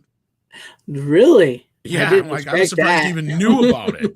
I'm just like, wow, you even know about this movie? He's like, yeah. I would not expect Andre to even have known that. To be honest, you gotta probably imagine how big of a star Burt Reynolds probably. That's true, because he was like people mega star. That's what I was thinking the other day. Like, people really do forget how big, huge. I mean, Burt Reynolds was like. He was like the biggest movie star in the world. I mean, that's the thing is you got to remember about 1977. Sure, Star Wars was the biggest movie that not just of that year, but of all time. But if Star Wars had come out any other year, Smokey and the Bandit would have been not just a huge success for 1977 or any other year, but it was a huge fucking movie. Yeah. The only reason it's kind of always got left in the dust was because Star Wars came out the same fucking year. People forget that. Because if that movie would have come out in 78 or 79, it would have blown everything else out of the water. Because it made, like, I think, what was it? Let me look.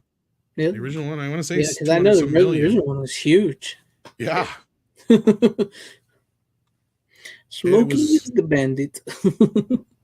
Smokey's the Bandit. It made 126 million back then. I was gonna say almost 200. I bet you by now it's closer to 200. Especially with inflation, it's way over that. Yeah. But that's the same year that Star Wars come out and did like 300 some million or whatever. It just had to happen to open the same year as Star Wars. Yeah. Yeah. But I mean, that's like Exorcist kind of money. That's like Godfather kind of money, right? Like, yeah. Ridiculously popular. Not only was it ridiculously popular, it spawned not only its own kind of like genre, but like Dukes of Hazzard and stuff are a direct result of it. Basically ripoffs of Smokey and the Bandit stuff. Yeah. That's me, Tim Hayes. I love the Corman cult classics and Up All Night. That's just me. But yeah, like I said, I don't think people will even it's so far removed that they don't really realize he was freaking huge movie star. And like Chris Pratt ain't got shit on him. Yeah, no Chris Pratt. I mean, like if you want to compare, like.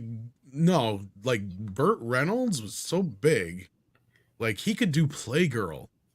Yeah, and he did. He would host things like the Tonight Show and shit, and I mean, the dude probably got more pussy than we could ever dream of. While he was married to Lonnie Anderson. Yeah. Which Lonnie Anderson, let's be real, is just dime store Dolly Parton. I mean, come on. Much, yeah. Who knows, man, how much Burt Reynolds got into. I mean, that man probably, everywhere he went, he probably had 3 or 4 chicks at a time. Shit. He knew who he was. He knew exactly what he was doing. Yeah, he was the man. Check out Cinema Speculation if you haven't yet, and I got to send you that, by the way. I forgot. I don't think I have. Yeah, no, I know you haven't. That's the Quentin Tarantino book, but he talks a lot about. He gets into like Steve McQueen and Burt Reynolds. It's like, God, we forgot how many. He talks about some of the other stars of that time. It's like the names and the amount of names that he brings up. It's just like we don't have that anymore, man. No, we don't. And like. Runner, like say Tom Cruise legitimately is the last of that, and even then I wouldn't even put him in the leagues of Burt Reynolds, but it's who we got left. You know, yeah. You think about some of this, like the era of the movie star is dead. Absolutely. I fully agree with Quentin Tarantino. Nobody's going to see Chris Evans or Robert Downey Jr. They're going to see Iron Man and Captain America. Yep. That's it. And it's kind of sad because you kind of do miss those golden ages of Hollywood, like with Best Little Whorehouse in Texas, where you're having a movie like you mentioned with Dolly Parton and Burt Reynolds, where this probably would not have worked with anybody else but them. Their star power and their charm and their chemistry worked because they had that celebrity factor, the movie star factor, and it just helped sell that movie. So, I mean, what can you do nowadays? Marlon Brando. This is ironic. I guess how much money that movie made in the box office. The Best Little Whorehouse. Yeah. I want to say 100 million. 69 million. 69. Perfect. That is perfect. Don't adjust it. 69 million. Keep it right there. Yeah, with inflation, that'd be like 3 or 4 times that. But yeah, it was a big budget for the time. Looking at it here, it had a $20 to $35 million budget. So that's a pretty big budget for. That's a movie pretty like big, that. yeah. Yeah.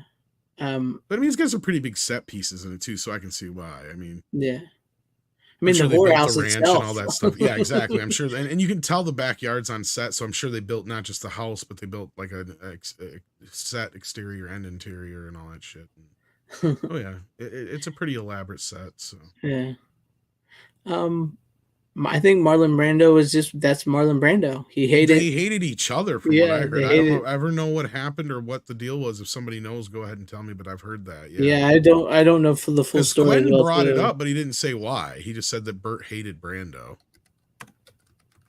And who knows? I mean, these celebrities back in the day, some of them just didn't get along. So and I think the other thing I think Brando and him were up for the same part in Deliverance, if I remember right. I can't remember now. I think it was something to do with that too. But not going to just for inflation. Inflation. I don't know about Burt was pretty much Brando. I don't know about that. He was much more prettier than Brando, and he could speak much better. And I think Brando is more of a, and I mean, I could be wrong at the time. Maybe people compared him, but I think of Brando as more of a New York City guy, and Burt is more of a Southerner. Yeah. A Southern good old boy. That's the way I see Burt as well. And it's that Southern charm, man. It made him so big and so famous. Well, he came at the right time, and there was this, not to get into modern politics, but it's kind of similar to what we were dealing with now. We came out of the 60s into the 70s. It was a lot of free love and peace and hippie shit and finding America and all that kind of crap. And a lot of anti-conservative rhetoric in the movies and everywhere. And then you had a big swing back with Nixon winning. And out of that, you also had a bit of a conservative wave through media. And that sort of like the Reagan into the Reagan era. Well, leading into that, definitely. Yeah. And Burt Reynolds and people like Dolly Parton played a big part of that. I call it the Rhinestone era. It was that era of the late 70s, early 80s coming out of disco where, Kenny Rogers and all those guys were like some of the biggest acts on the planet, and country was a huge thing. And, songs like Rhinestone Cowboy came out, and you had Sylvester Stallone singing country fucking music in a movie with Dolly Parton. That's how big that was. You know what I mean? But no, if you think about it, I understand the thought process behind it. I mean, that's basically, okay, this is like Saturday Night Fever, but for the Rhinestone crowd, right? It was a huge movement at that time. It was a big deal. So, I mean, you had all kinds of like Midwestern, Southern kind of country and Western influence. Even the original, well, it's not the original, but the Star is Born with Chris, whatever his name is. Christopherson. Christopherson, yeah. So, I get it. It was like, sort of like, I mean, we had Johnny Cash was on TV with the Johnny Cash variety show, all that. A big comeback, Yeah, so it was. You've seen a lot of older country stars getting a big comeback, and a lot of them are getting their own variety shows on TV and shit. And country western was making a big comeback at that era, and that's somewhere some of the bigger hits we remember now come from that era too. Mm-hmm. other than that, they usually come from the 20 years prior to that. So Yeah. the country has like a 20 every 20 years, and then we had it again another renaissance in the mid-ish 90s. Yep, with like Garth Brooks and all those guys coming in and kind of making it mainstream again. I hate Garth Brooks so bad. I understand. I'm a fan, but I understand. Like, it was just an era of music. I don't get me wrong. I actually love country music and I love 90s, but I cannot stand Garth Brooks. I just can't. He was one of those guys that was so popular that eventually he was just going to get guys that hate him. Yeah, it's like when you hear him, you should never listen to people, like I always say, you should never listen to people talk. Once you hear him talk in his interviews and stuff, it's just like I can't stand you. Oh, I can't stand you. That's the other thing. Look, I don't know what you listen to as far as his interviews, but you can clearly tell that this guy is not dumb in a sense that he likes rock and roll better. Yeah, he knew country was easier. Yeah, he knew where he could succeed. Mm-hmm. Yeah. I mean, I get it, and I give him props for it, but I don't like the guy. No, I get you. I mean, he's not as genuine as he should be. That's true, because he's not this country star that he portrays himself as. He would rather be a rock star. What do you think the whole Chris Gaines thing was about?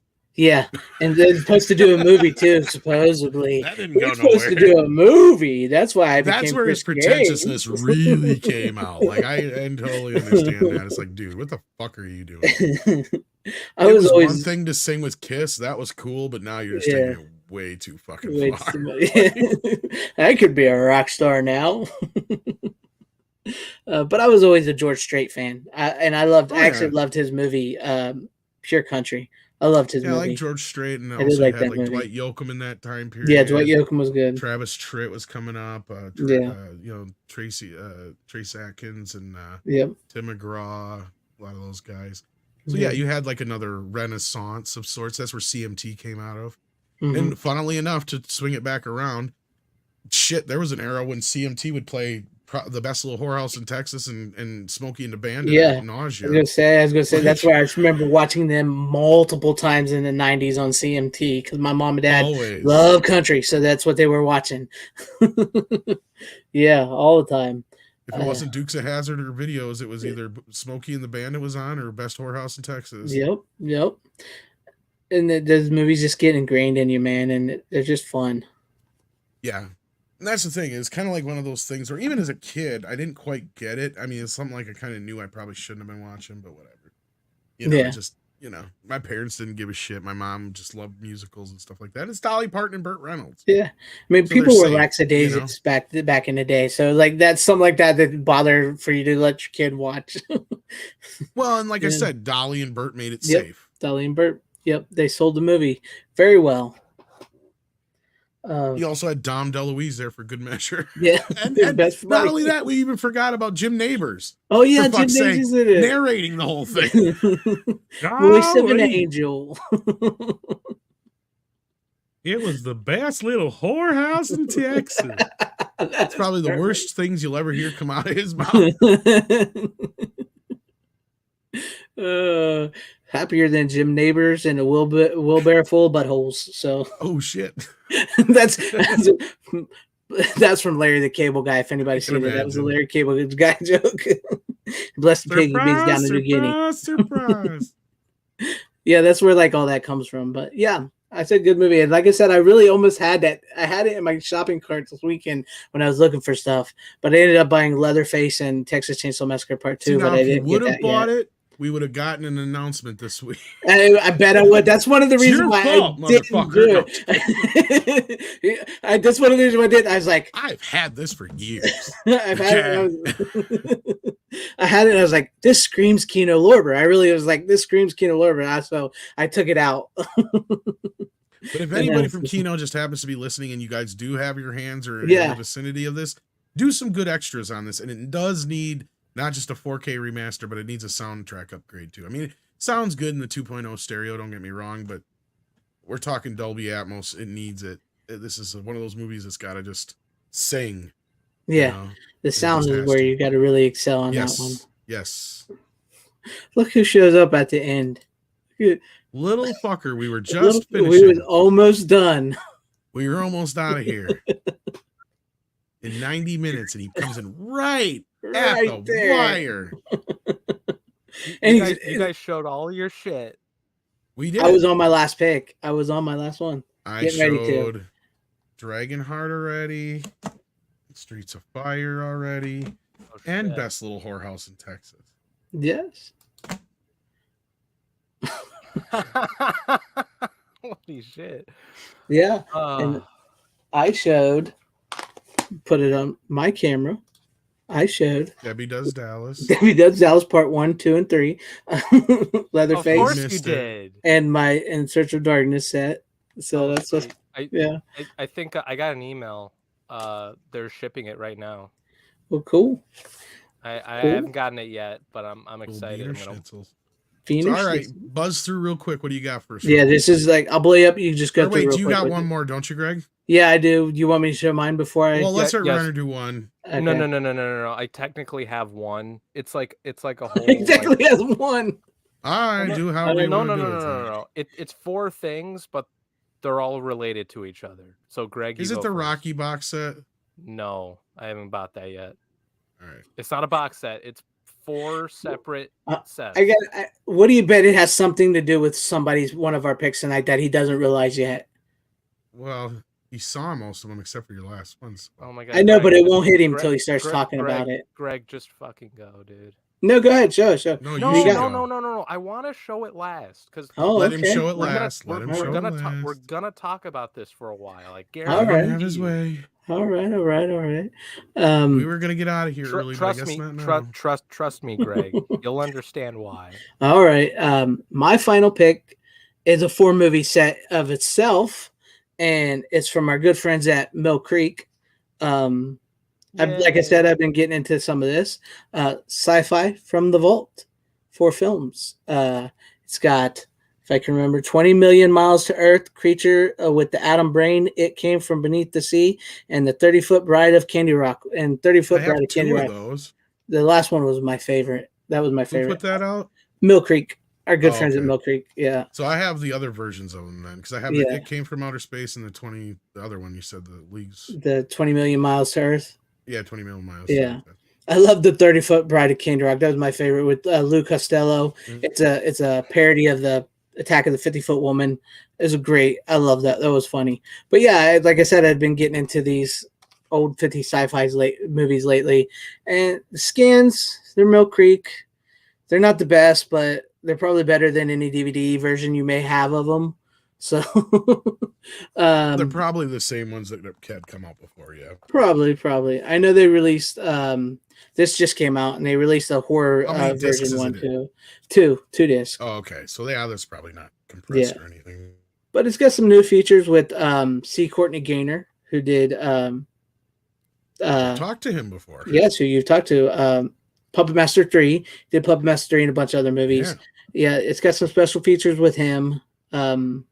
Where they talk about the 50 sci-fi movies and stuff. And but if you get the horror set, you actually get audio commentary with C. Courtney Joyner and Heath from Serial at Midnight. They do it together on the horror set for the movies over there. Nice. Yeah. So that was pretty cool. But I got the sci-fi one. The horror set was like $35 and this was only like $20. So I got the $20 one. But yeah, if you want to get some old 50 sci-fi, these are great little films. A decent little special feature, and they're just fun watch. I like the Atom Brain one was fun too. It's a zombie flick where this guy basically takes these bodies and turns them into zombies and has it going around killing the people that wronged him. That's basically all he does. It was fun movies. So yeah, that's my final pick of the night. Any words, Runner, on that? Do you want to say? Blow us away, Runner. Never heard of them. That's the only thing I can say about that. I figured not. So let's see what your pick is. What's your final pick of the night? Okay, that's going to be huge. It's going to be huge, and I'll say this. I've been really busy lately this week, so I didn't get to watch a whole lot of shit. But I, considering what's been a huge topic lately, I think Tom might know what I'm talking about. I watched a few episodes of this here, the 80s Turtles cartoon. I have this, which I've already shown on the show before. I'm pissed off that my set doesn't come with the pizza discs that Greg Haha. has.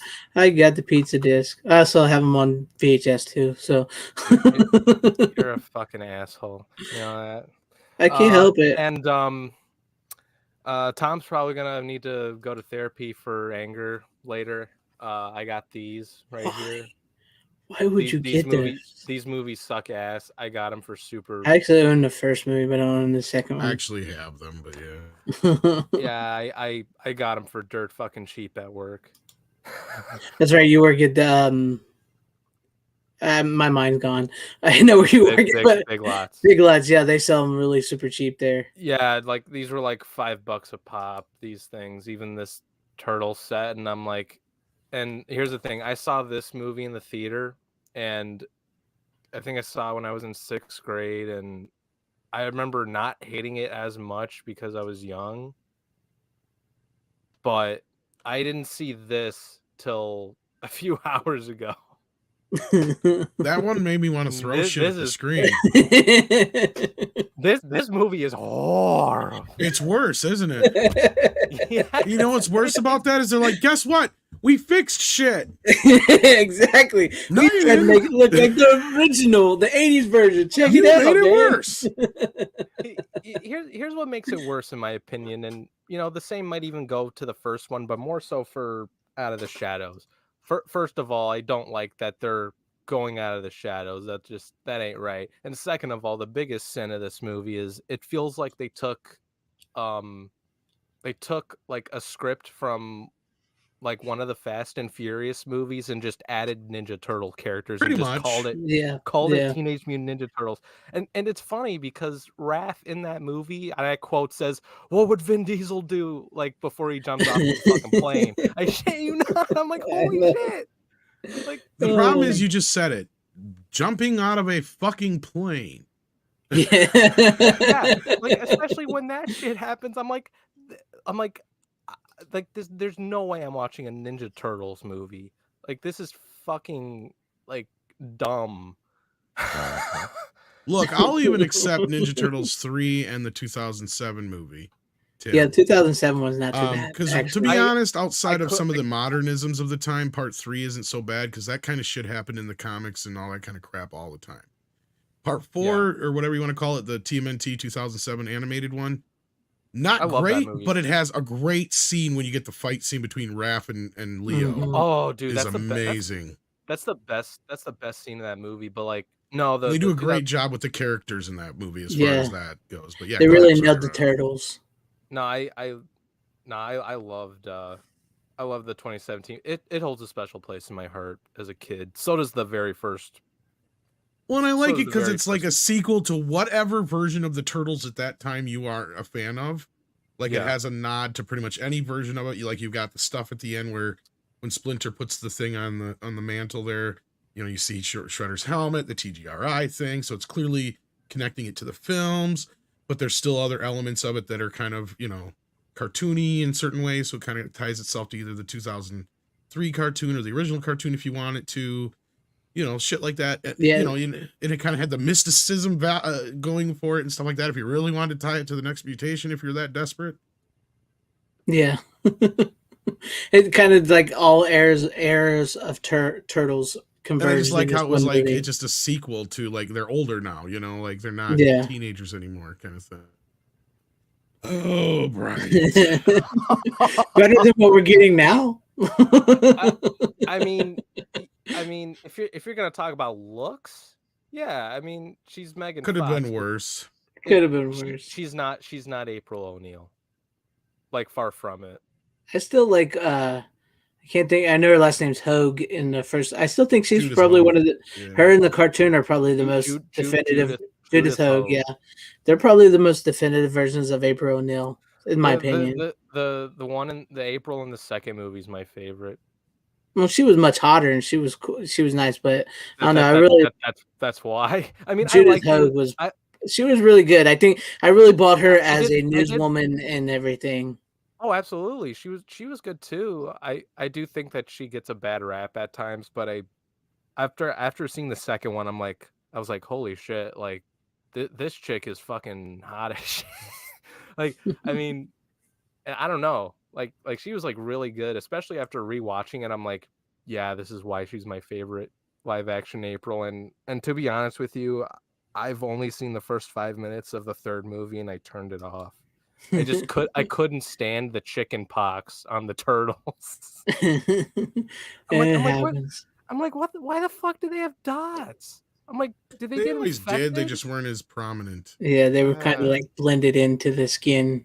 And the Kyoto brothers have said before that they, you know, their only excuse is that they were busy with other shit at the time and it didn't get the attention it should have. They just didn't have nearly the budget. Yeah. I think I turned it off because I was like super confused because you got to remember, I think I was in like, I might have been like 4th or 5th grade at the time I saw the 90s movies, and I love the first one. I still love it to this day. It you know, it holds a special place to my heart along with you guys. Second one too, even though it gets more kiddie and stuff, but you know, I love it. Well, that's because moms, you can't have them swinging swords and fighting each other. And yeah, Michelangelo uses. Yeah, you got to give Michelangelo sausages. Karens of the 90s. Oh yeah. Well, and then we got the third one, and I'll you know, now that I'm older, I'll watch it now because I have seen bad shit already. Trust me, the third movie will be a masterpiece compared to most of the new Ninja Turtle shit we're going to be getting. Oh yeah. Oh god, that trailer is so bad. For the Seth Rogen one, I don't understand. The best parts of 3. That's what I've heard, Dan, is that he's in it, and that's great because I love Casey Jones. Yeah, I'm surprised I've never like dressed up as Casey Jones for Halloween. Well, there is a new one. I mean, you could always go as Steven, whatever Arrow, playing Arrow. Playing himself in Out of the Shadows because he's not Casey Jones at all, no matter what. No, he fucking sucks as Casey Jones. He's not Casey. He's just playing himself, basically. Yeah, yeah, exactly. He's just playing like a cockier version of Arrow in the CW, and I didn't even watch. I only watched like a few episodes of Arrow. I just didn't care for it all that much. Thought it was boring. But like, you know, like his performance as Casey Jones, I didn't buy it. And no, he was very good.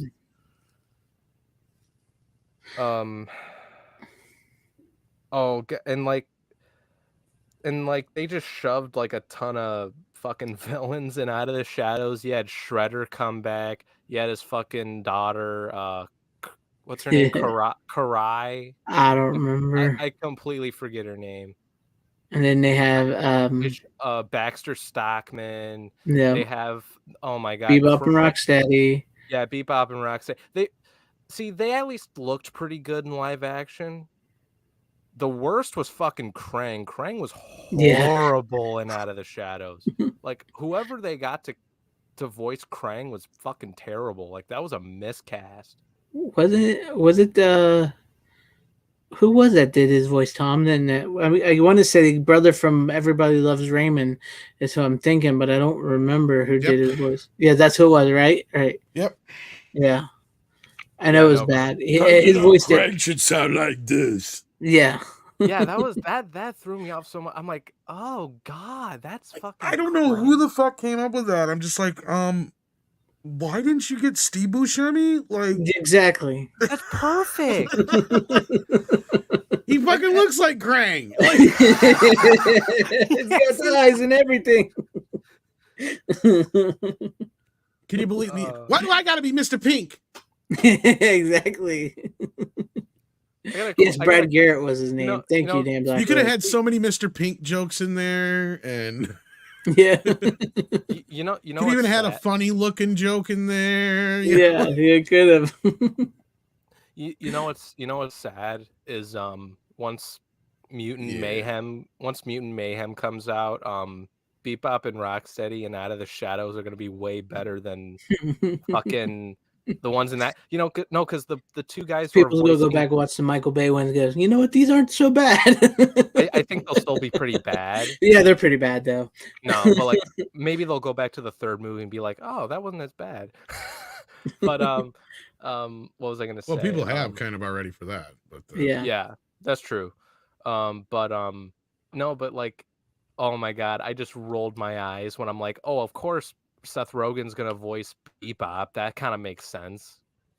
Not in a good way though. And then of course you gotta have Peacemaker himself, John China, play fucking Rocksteady. It's like, oh my god. Sheamus was better. God, he was a better wrestler. Yeah, of course, you had, of course, it had to be Seth fucking Rogen and John cucking to China Cena. Well, and that's where I got pissy because I mentioned that they basically reverse race swapped Bebop because Bebop's supposed to be black. Yeah, oh yeah, always has been. Yeah, because you saw my reply to that one tweet, right, Tom? About that black nerd comedy fucker. Oh my god. Have you seen that clip, Greg? That guy is such I saw it today. Like he's making, like, this is my problem with weirdos like him, and I think you guys can agree, is that they'll make up some bullshit narrative.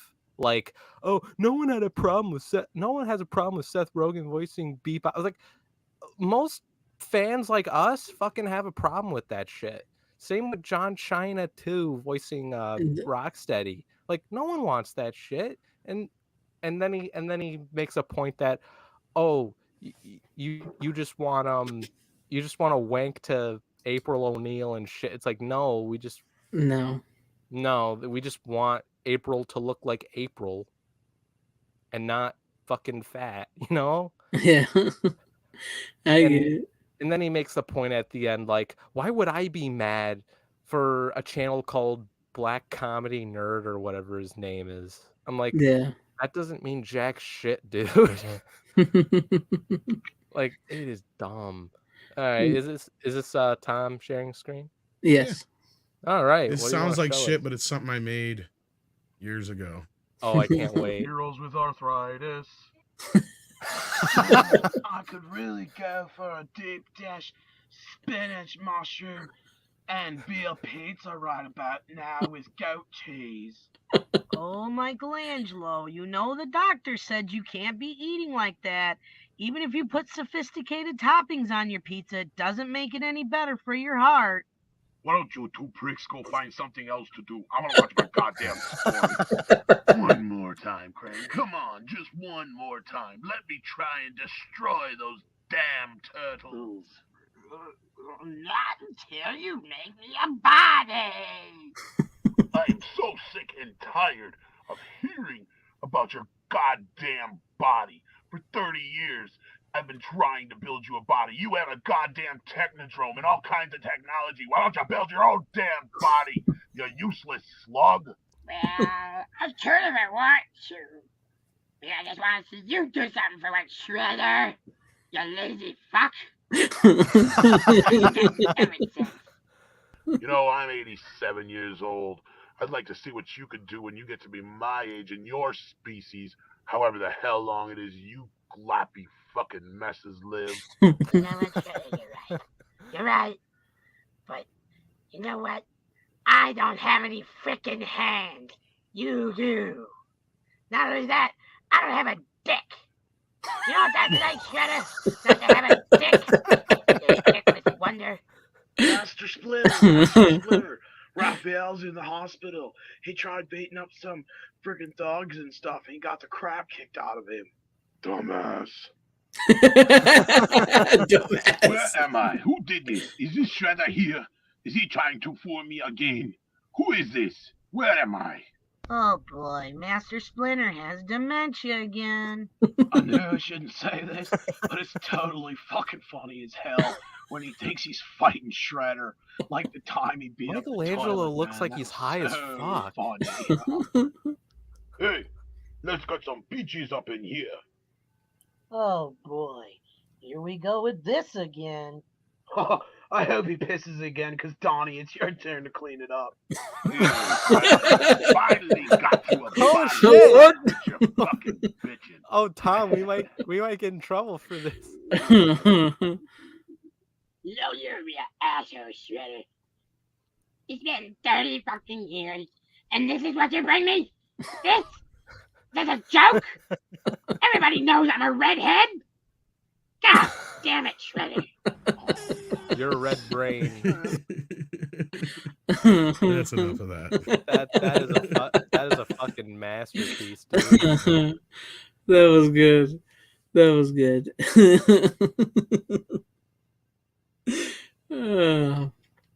Yeah, that was good. So, Runner, any final words on all the Ninja Turtle stuff you have? I plan on watching more episodes of this. I got this a while ago, and this was by Lionsgate, which is interesting because it's like the rights are like all over the place. Some of it's owned by Paramount, some like the New Line stuff is owned by Warner Brothers, and I guess the original series is Lionsgate. I don't know. It's weird, but Brian, you tuned in at the right time then. That's a blow up doll, for Pete's sake. Yeah, it should be fine. That's true. But I didn't just, get when he showed clips of Fritz the cat. I didn't get in trouble at all for that. So hopefully not. Oh, I forgot. No, that'd be insane if you got in trouble for that. It's like, yeah, because the Fritz the cat thing was fucking nuts. But no, I'm surprisingly really enjoying this series. I love the original show. Yeah, I love that. I grew up with the Nickelodeon 3D animated one, and sadly that's the only time Nickelodeon really did a decent job with the Turtles. After that, like, it all went to shit with the Michael Bay movies, and then you got that other animated show after that. Was it Rise of the TMNT or some shit like that? I've only seen the Michael Bay. That's where I stopped.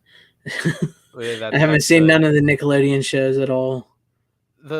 I forgot what year. It might have been like 2012 or some shit. Like, that's actually not a bad series. It's really not. It's actually kind of good.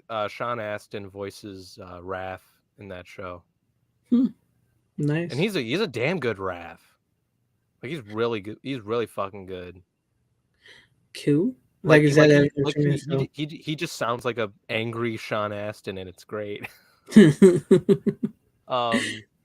And the guy from American Pie is Leonardo. No, the Jason Biggs. Jason Biggs, yeah. Biggs, yeah, he's Leo. I forget the guy who voices Beast Boy in Teen Titans is Michelangelo, which is perfect. I forget who voices Donnie. I don't know. Like I said, I don't know. But I love the original series and the original movies. I'm not gonna lie. When I watched the 2012 show, because that was what got me into the Turtles, and that's what got me into the 90s show, which is, you know, what you're supposed to do, you know? Yeah. Dude, Shredder like fucking scared the shit out of me in that show at the time, because he had that like super like menacing voice and shit. Yeah, he had like a scar in his face, actually. Are you talking about the Nickelodeon show? Yeah, the Nickelodeon show. I was gonna say, when Shredder comes out in the first movie, that as a kid, that it's scary as shit. It's awesome. That's great. I love when Shredder comes out. He comes out with that cape, and he's got that silver cape, and he's walking, and they're just all staring at him. Oh man, that scene just like gives me chills. Are you talking about in the first movie? Yeah, in the first movie. Oh yeah, that's great too. I love that scene, man. That is like sets the tone. Dude, like, oh yeah, that was great. I love that introduction too. But like, and you know, when you go to the second one with fucking Super Shredder at the end, holy shit! That's Kevin Nash. Yeah. Yeah. Yeah, that's great. I'm like, holy shit. Well, and what's weird about that is one of the biggest reasons they didn't bring back Judith Hoag for the second film is that she supposedly expressed concern about the violence in the first film. And Seriously? the second film, yeah, they bowed to basically the parents, and that's why the turtles are all Kid friendly like in that one. kid friendly in that one, basically. And which was weird is like, why did you dump her then when Yeah, they dumped her and made it kid you friendly. turn around and did it anyway? Like, it made no sense, but like, whatever. Yeah. No, I mean, at the time I loved the second film, but now in retrospect, the second and third film are, you know, a far cry from the first. I mean, the second film is absolutely. like, it's good. It has its moments, but there's also a lot of bad in that second film.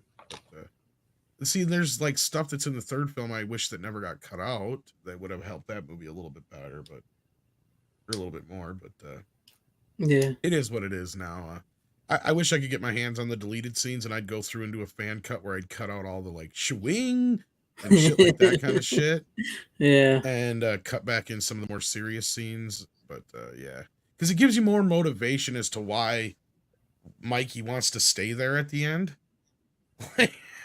Because he actually thinks he's got this thing going with what's her face, like they have more scenes together than what's in the movie, and you're like, okay, they got more of a closer friendship than what we're seeing here on screen and all that kind of business. And Yeah. there's even a fun little scene where they're using nunchucks to pull rice off of the stalks or whatever they call it, the rice is on. And this was cut from the movie. He goes, all right, nunchucks. And he goes up and he starts using them and shit. And they all look at him like crazy because they've never seen nunchucks used like that before.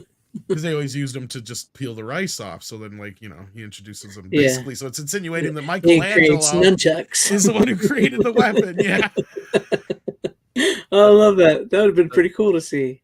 That's pretty funny, actually. Yeah. So there's some other bits in there. And like, there was, because there's like that scene where her and him are at the temple thing. There's like that's an extension of another scene and stuff like that. And so there's a little bit more with that and a little bit more with Raph and Yoshi. And you also find out that Yoshi's actually the great grandfather or whatever of Hamato Yoshi, obviously. Of course. Duh. I mean, it's pretty obvious, but I mean, they make it more than obvious in the other parts. So like, yeah. Yeah.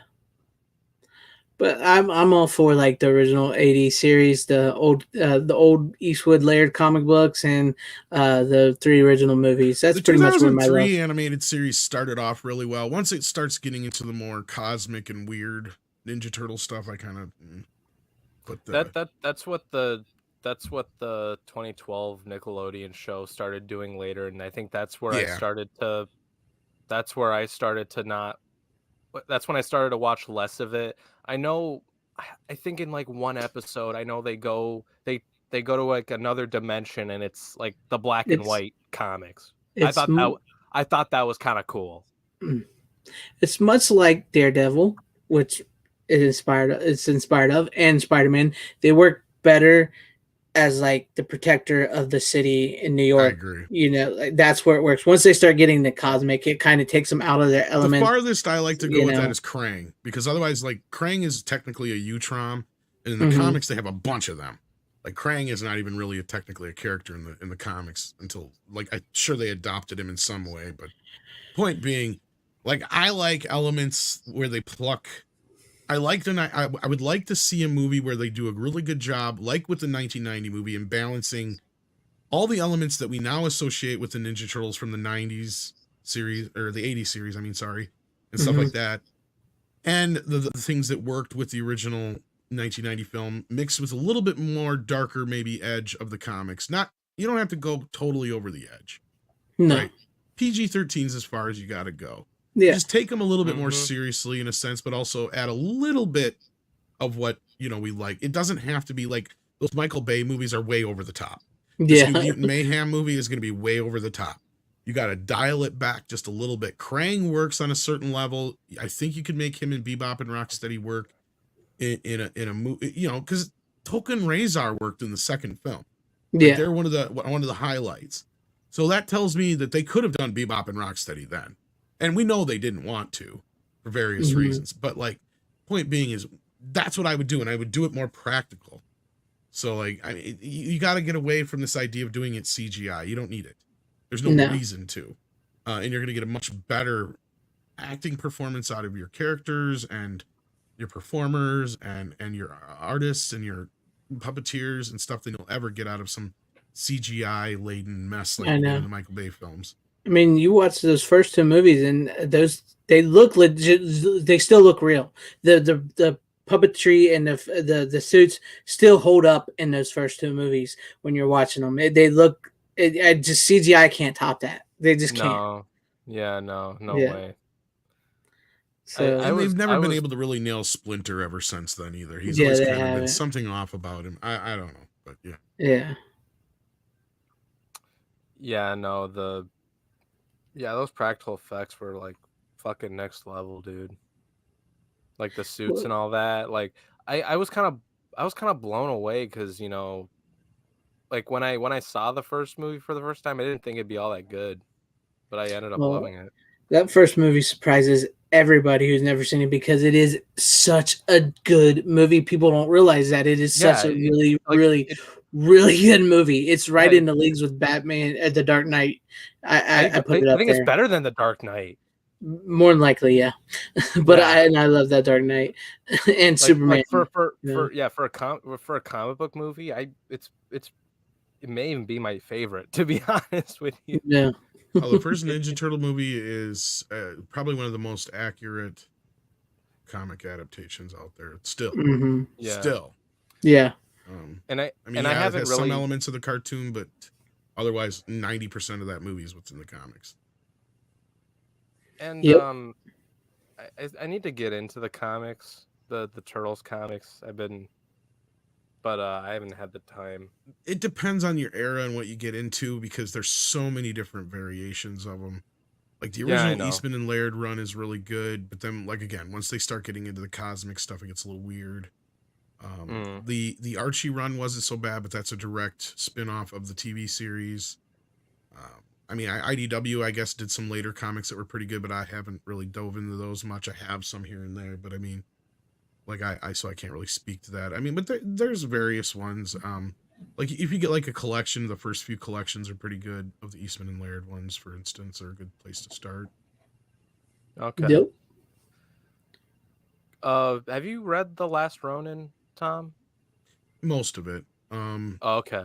I got turned off by the very, very ending. I like the story as a whole, as a standalone story, but I don't like what they're doing with the spin-off. Yeah. Okay, because I've heard some pretty decent things for the most part. That's why I asked. Yeah. If they just leave off this idea that we're getting another generation of turtles, I'm fine with it. Like, that's what bothered me. Yeah, I haven't got to the but I do have it. I like it as a logical ending to the turtle story. Nice. Gotcha. It's basically the Dark Knight in turtle form. Yeah. Meets a little bit of Logan, kind of. Yeah, I kind of got that vibe too from the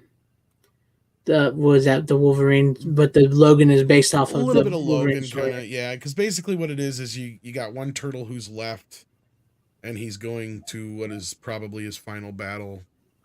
And I'm not going to give you too much more than that. And because you don't want to know flashbacks as to who died where and how and everything like that, and all that business. So. Yeah. But as we close it down, good picks tonight, Runner. Even though you came in right when we just made us go another half hour. Yeah. It's perfect because I didn't watch a whole lot. I was watching I was watching some episodes of TMNT. I had like a ton of schoolwork. Plus, I was. My problem is I ended up watching Reservoir Dogs again the other night. So like one of my movies I should have. I want to watch Reservoir Dogs. There's nothing wrong about that. Happens. So we sometimes we repeat viewing, and trust me, I've watched some stuff in between where I couldn't. I was like, oh.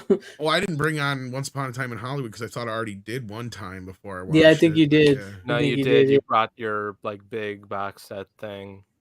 Yeah. And I've showed my Blu-ray once, and then I showed the 4K Steelbook that I got. And I've watched Once Upon a Time at least 4 or 5 times. Yeah. Good night, Brian Barth. I think I've seen it about four times. Saw once in the theater and at least a couple times on video now. I remember seeing it. Well, I saw it once in the theater. Snuck in to see it actually. I think the second time I watched it, I think my parents rented it on my birthday, and we watched it I was gonna say, that actually, night. I watched it on digital because that was back when I used to do the disc to digital still. Yeah, no, we didn't get it then, but yeah, we watched it. I think we like rented it on like on demand or something, or my parents did, just because they wanted to watch it and all that, and yeah, they we all loved it. All right. Yeah, What is on the waterfront? Brando movie. Marlon Brando movie. Oh yeah. Okay. Oh yeah, I watched that in my film class. Oh, did you? Yeah, that was one of the movies they made us watch. It was like it was that writing course thing that I had like freshman year last year. Yeah, but Cool. other Waterfront's decent. I got to rewatch it. All right, cool. But thank you guys for coming on as always, Runner and Tom. Appreciate you guys. Always love talking physical media with y'all, and to everybody that was watching. I guess I better. My hair's all messed up under there, under my hat. I was gonna say I that's ain't a taking weird my hat curl. off. Fuck y'all. I need a haircut badly. That's why I keep wearing my hat lately. My hair's getting out of control. I just got one. I could tell, actually. I could tell you were nice and smooth tonight. I got the kitty back there, y'all. Kitty. What you doing, asshole? Nothing. Don't look at me.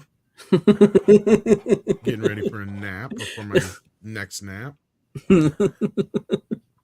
But thank you guys. I do have one other piece of physical media. Go ahead. Go ahead. Look at this. I got Demonic Toy soundtrack. I got a box from. I ordered a couple things from. Do it real quick. See. There we go. Got a couple things from Full Moon. They sent me a free DVD too. Oh, did they? Oh, Yeah, nice. Seed People. Oh, nice. I got really that, and I got